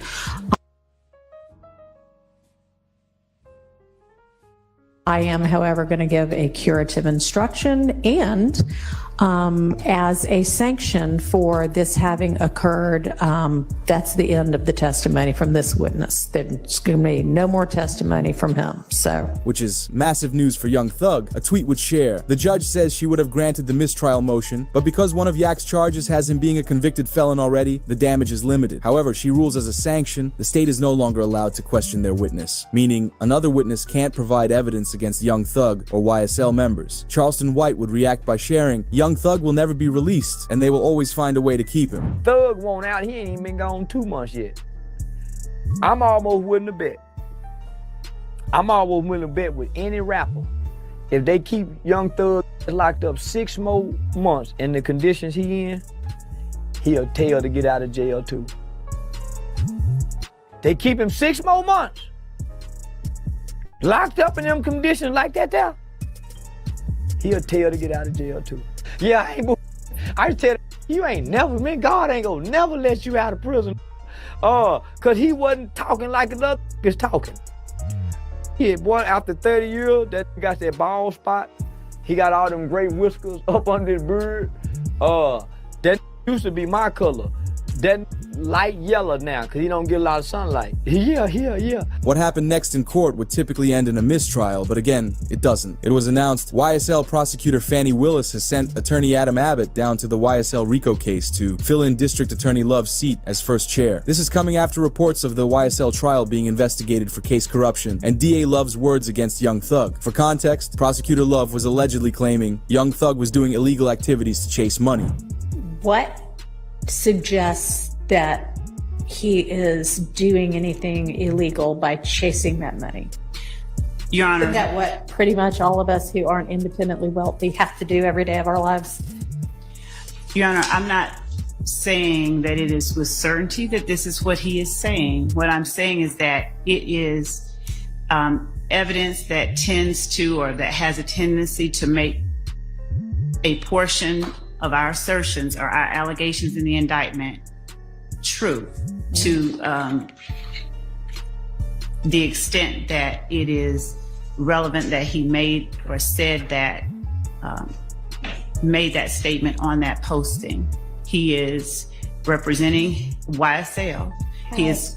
I mean, obviously, you know, it's all over his body, but how is the post, the language representing YSL? As even the judge said, what suggests that he is doing anything illegal by chasing that money? Isn't that something we all do? Love throughout the argument was hinting towards the type of man Young Thug is, stating she thinks he illegally chases money. Many online looked at it as Young Thug's color of skin and who he was hanging around with. One commenter said, crazy, if Young Thug was white, I bet no one in the law system would accuse him of chasing money by doing something illegal. This is where Young Thug's lawyers did something amazing to make the prosecutor's Love look terrible. It was reported gang member on a wiretap complaining that Young Thug is the richest young man in Atlanta, Georgia, but he refuses to put any money back into the streets, confirming Thug chases money the legal and right way. We just talking about goddamn, we just really talking about Spider, like how Charlotte got all these goddamn paper, but really letting these folks really just get the really ups on it. You know what I'm saying? Like, ain't no way, bro.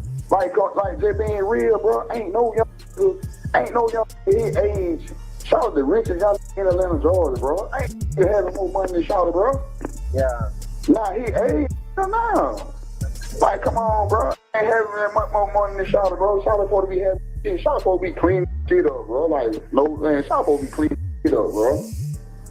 Like you just look, just see how it is now. Like, and they got some corny him, bro. When we was around him, bro, like, you know, we still gonna do.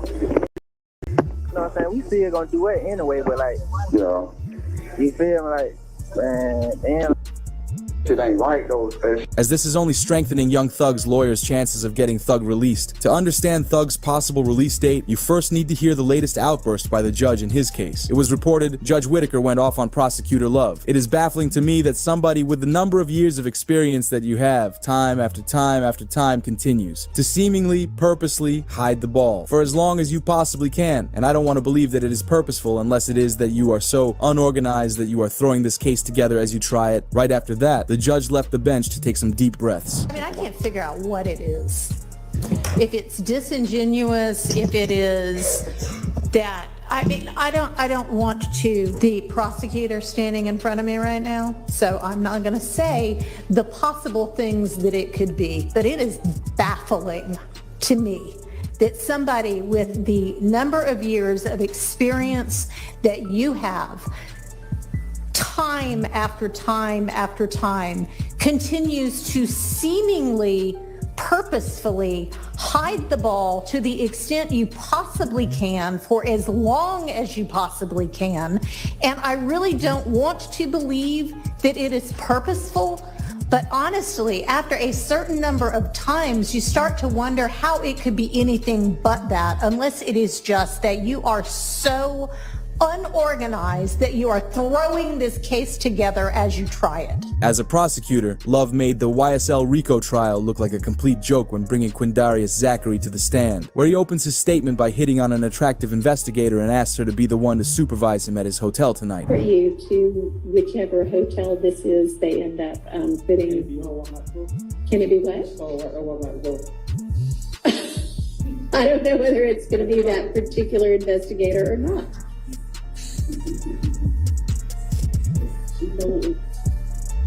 It might be, it might not be. It's not going to be up to me. The judge thinks it's funny at the beginning, but what happens next, you can tell she's getting annoyed. It would be reported. QZ says he no longer wants his lawyer because he feels like he's working for the state. He said he doesn't think he needs a lawyer at all, and will be back Monday without one.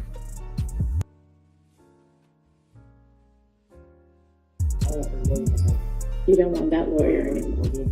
All right, well, let me say this. When you come back on Monday, it may be that you want a lawyer. You don't feel like you need any kind of lawyer whatsoever. So what if things change on Monday? All right. This is where the judge would have had enough of this prosecutor witness, kicking him off the stand and telling him to practically get lost. This trial day was a prosecutor witness day, meaning the state had to bring witnesses to the stand all day to confirm evidence against Thug. However, the prosecutor had 0 witnesses. One of the things I wanted to inquire of one of our investigators about their efforts to secure one of the witnesses and the difficulty that we have had with respect to that witness. I expect that witness will be coming in. It's the one that we've been discussing, but I think it's pertinent information. Not right now, and frankly, it doesn't matter. If you have a particular witness, what you have been instructed is to have enough witnesses to fill the day. Okay? So if one witness is difficult, then you need to have another one lined up. Let's get the jury, please.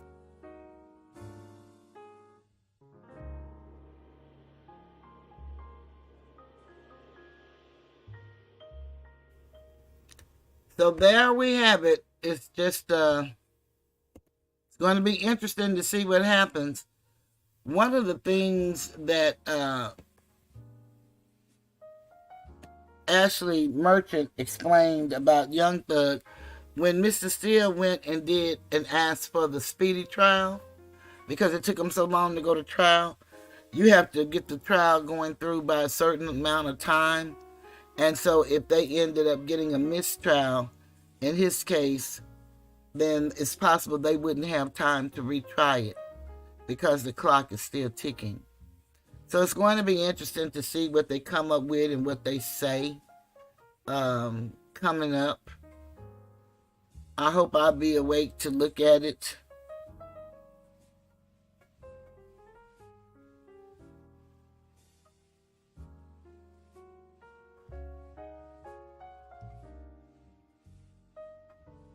Yeah, Keisha. I didn't know Huey didn't have one either. Regina said, Miss Love, no witnesses for the day, and actually thought she could wing it. That's what they've been doing, Regina, the whole trial. They've been winging it. They never have the witnesses prepared, prepped and ready.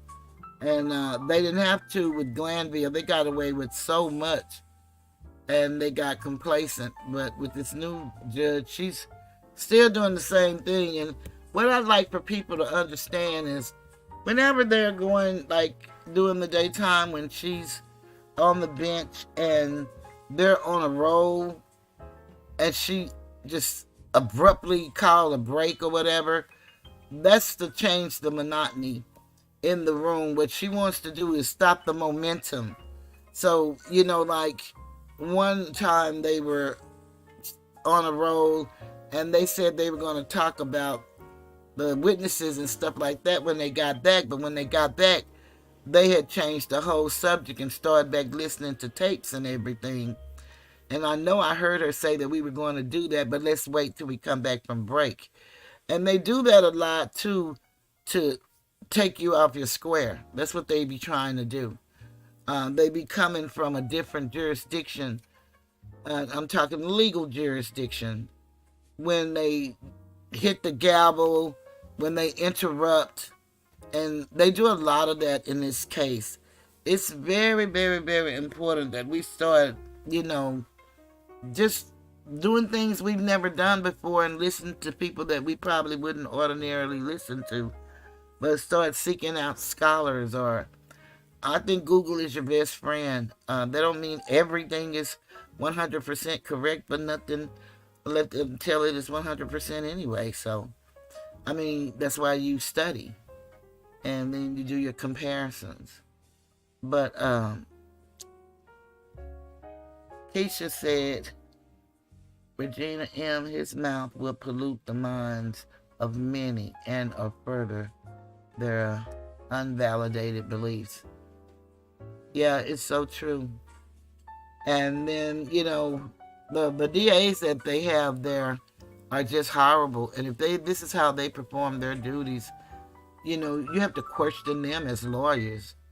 And they may want to talk about the code of conduct and ethics, and they're violating them all. So it's really amazing. But I've had a beautiful evening, a beautiful birthday celebration. I thank everybody that donated. It really warms my heart. I'm going to get ready to call it a night. It's really sad that this kind of stuff is going on. And I know that it seems like I'm behind everybody and everybody's on a new trending topic, but I kind of do things unorthodox, so I just do them the way I do them. And I don't know, and I don't want to do them any other way. So I appreciate you guys for wanting to hear my version of what's going on and what I have to share. And I look forward to seeing you guys Wednesday. I hope that we all feel good and I feel better and we all have a beautiful and productive and fun beginning of the week. I'm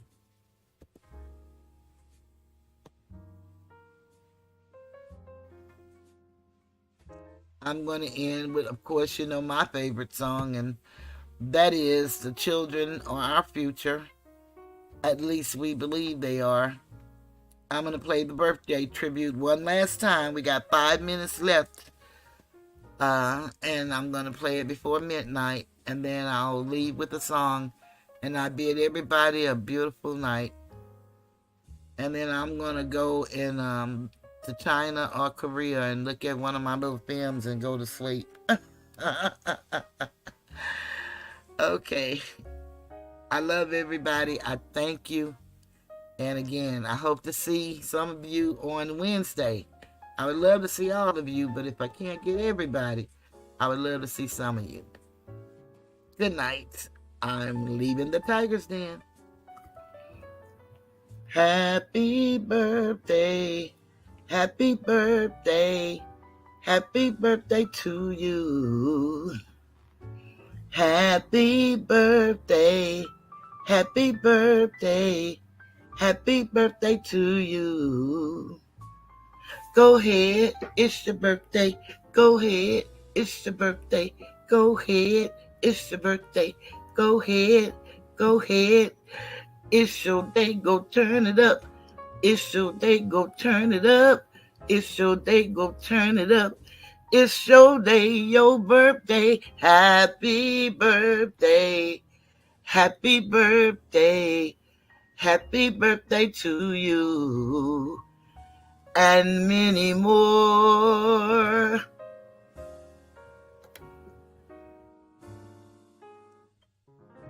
I think I'm going to play one more song, and that's I Always Love My Mama, because my mama's not here. And she's been gone for 31 years. But because of her, 66 years ago, I'm here. And this song is so apropos for our situation because my mom was what they call a domestic engineer lately, but it used to be a maid back when she first started doing it, and she did alterations in her brother's cleaners. Her brother had his own cleaners. And so she worked 2 jobs with 8 children.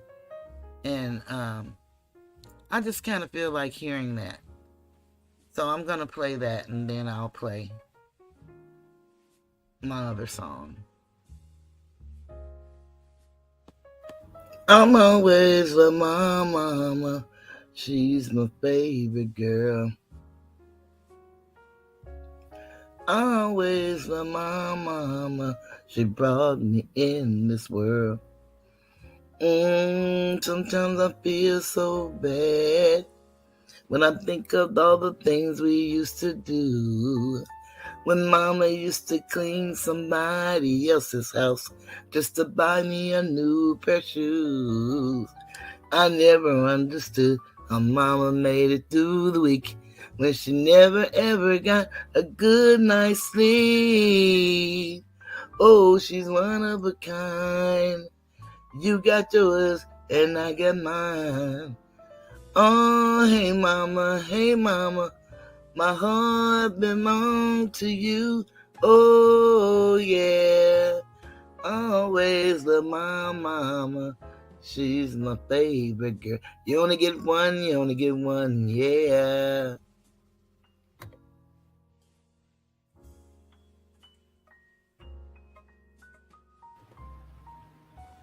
In a mother's love, you will find everything. Everything's alright. To a mother's love, you are bound. You can rest on sacred ground. In a mother's love,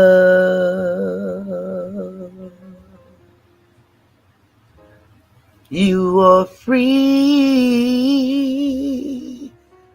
to dream because she sees what you can be.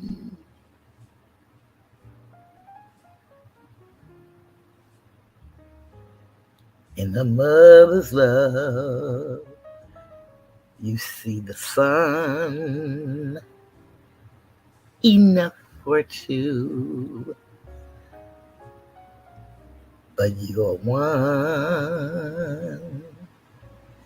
In a mother's love, you can feel something hurts. You can heal. Yes, a mother's love is real. You grow because she knows to let you go. Yeah, mama.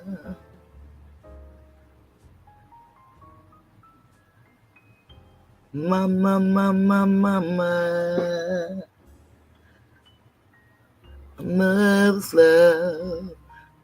Mother's love. Yeah. All right. A mother's love. And a mother's love never lies. She believes that you can fly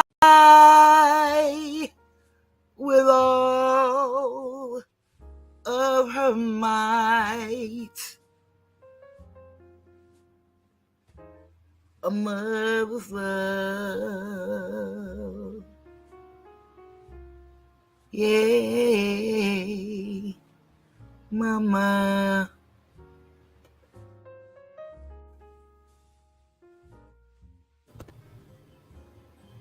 I believe the children are our future.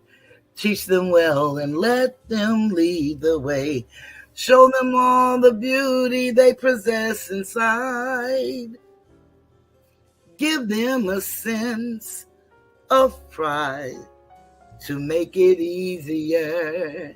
Let the children's laughter remind us who we used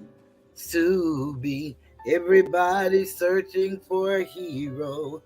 People need someone to look up to. I never found anyone to fulfill my needs. A lonely place to be.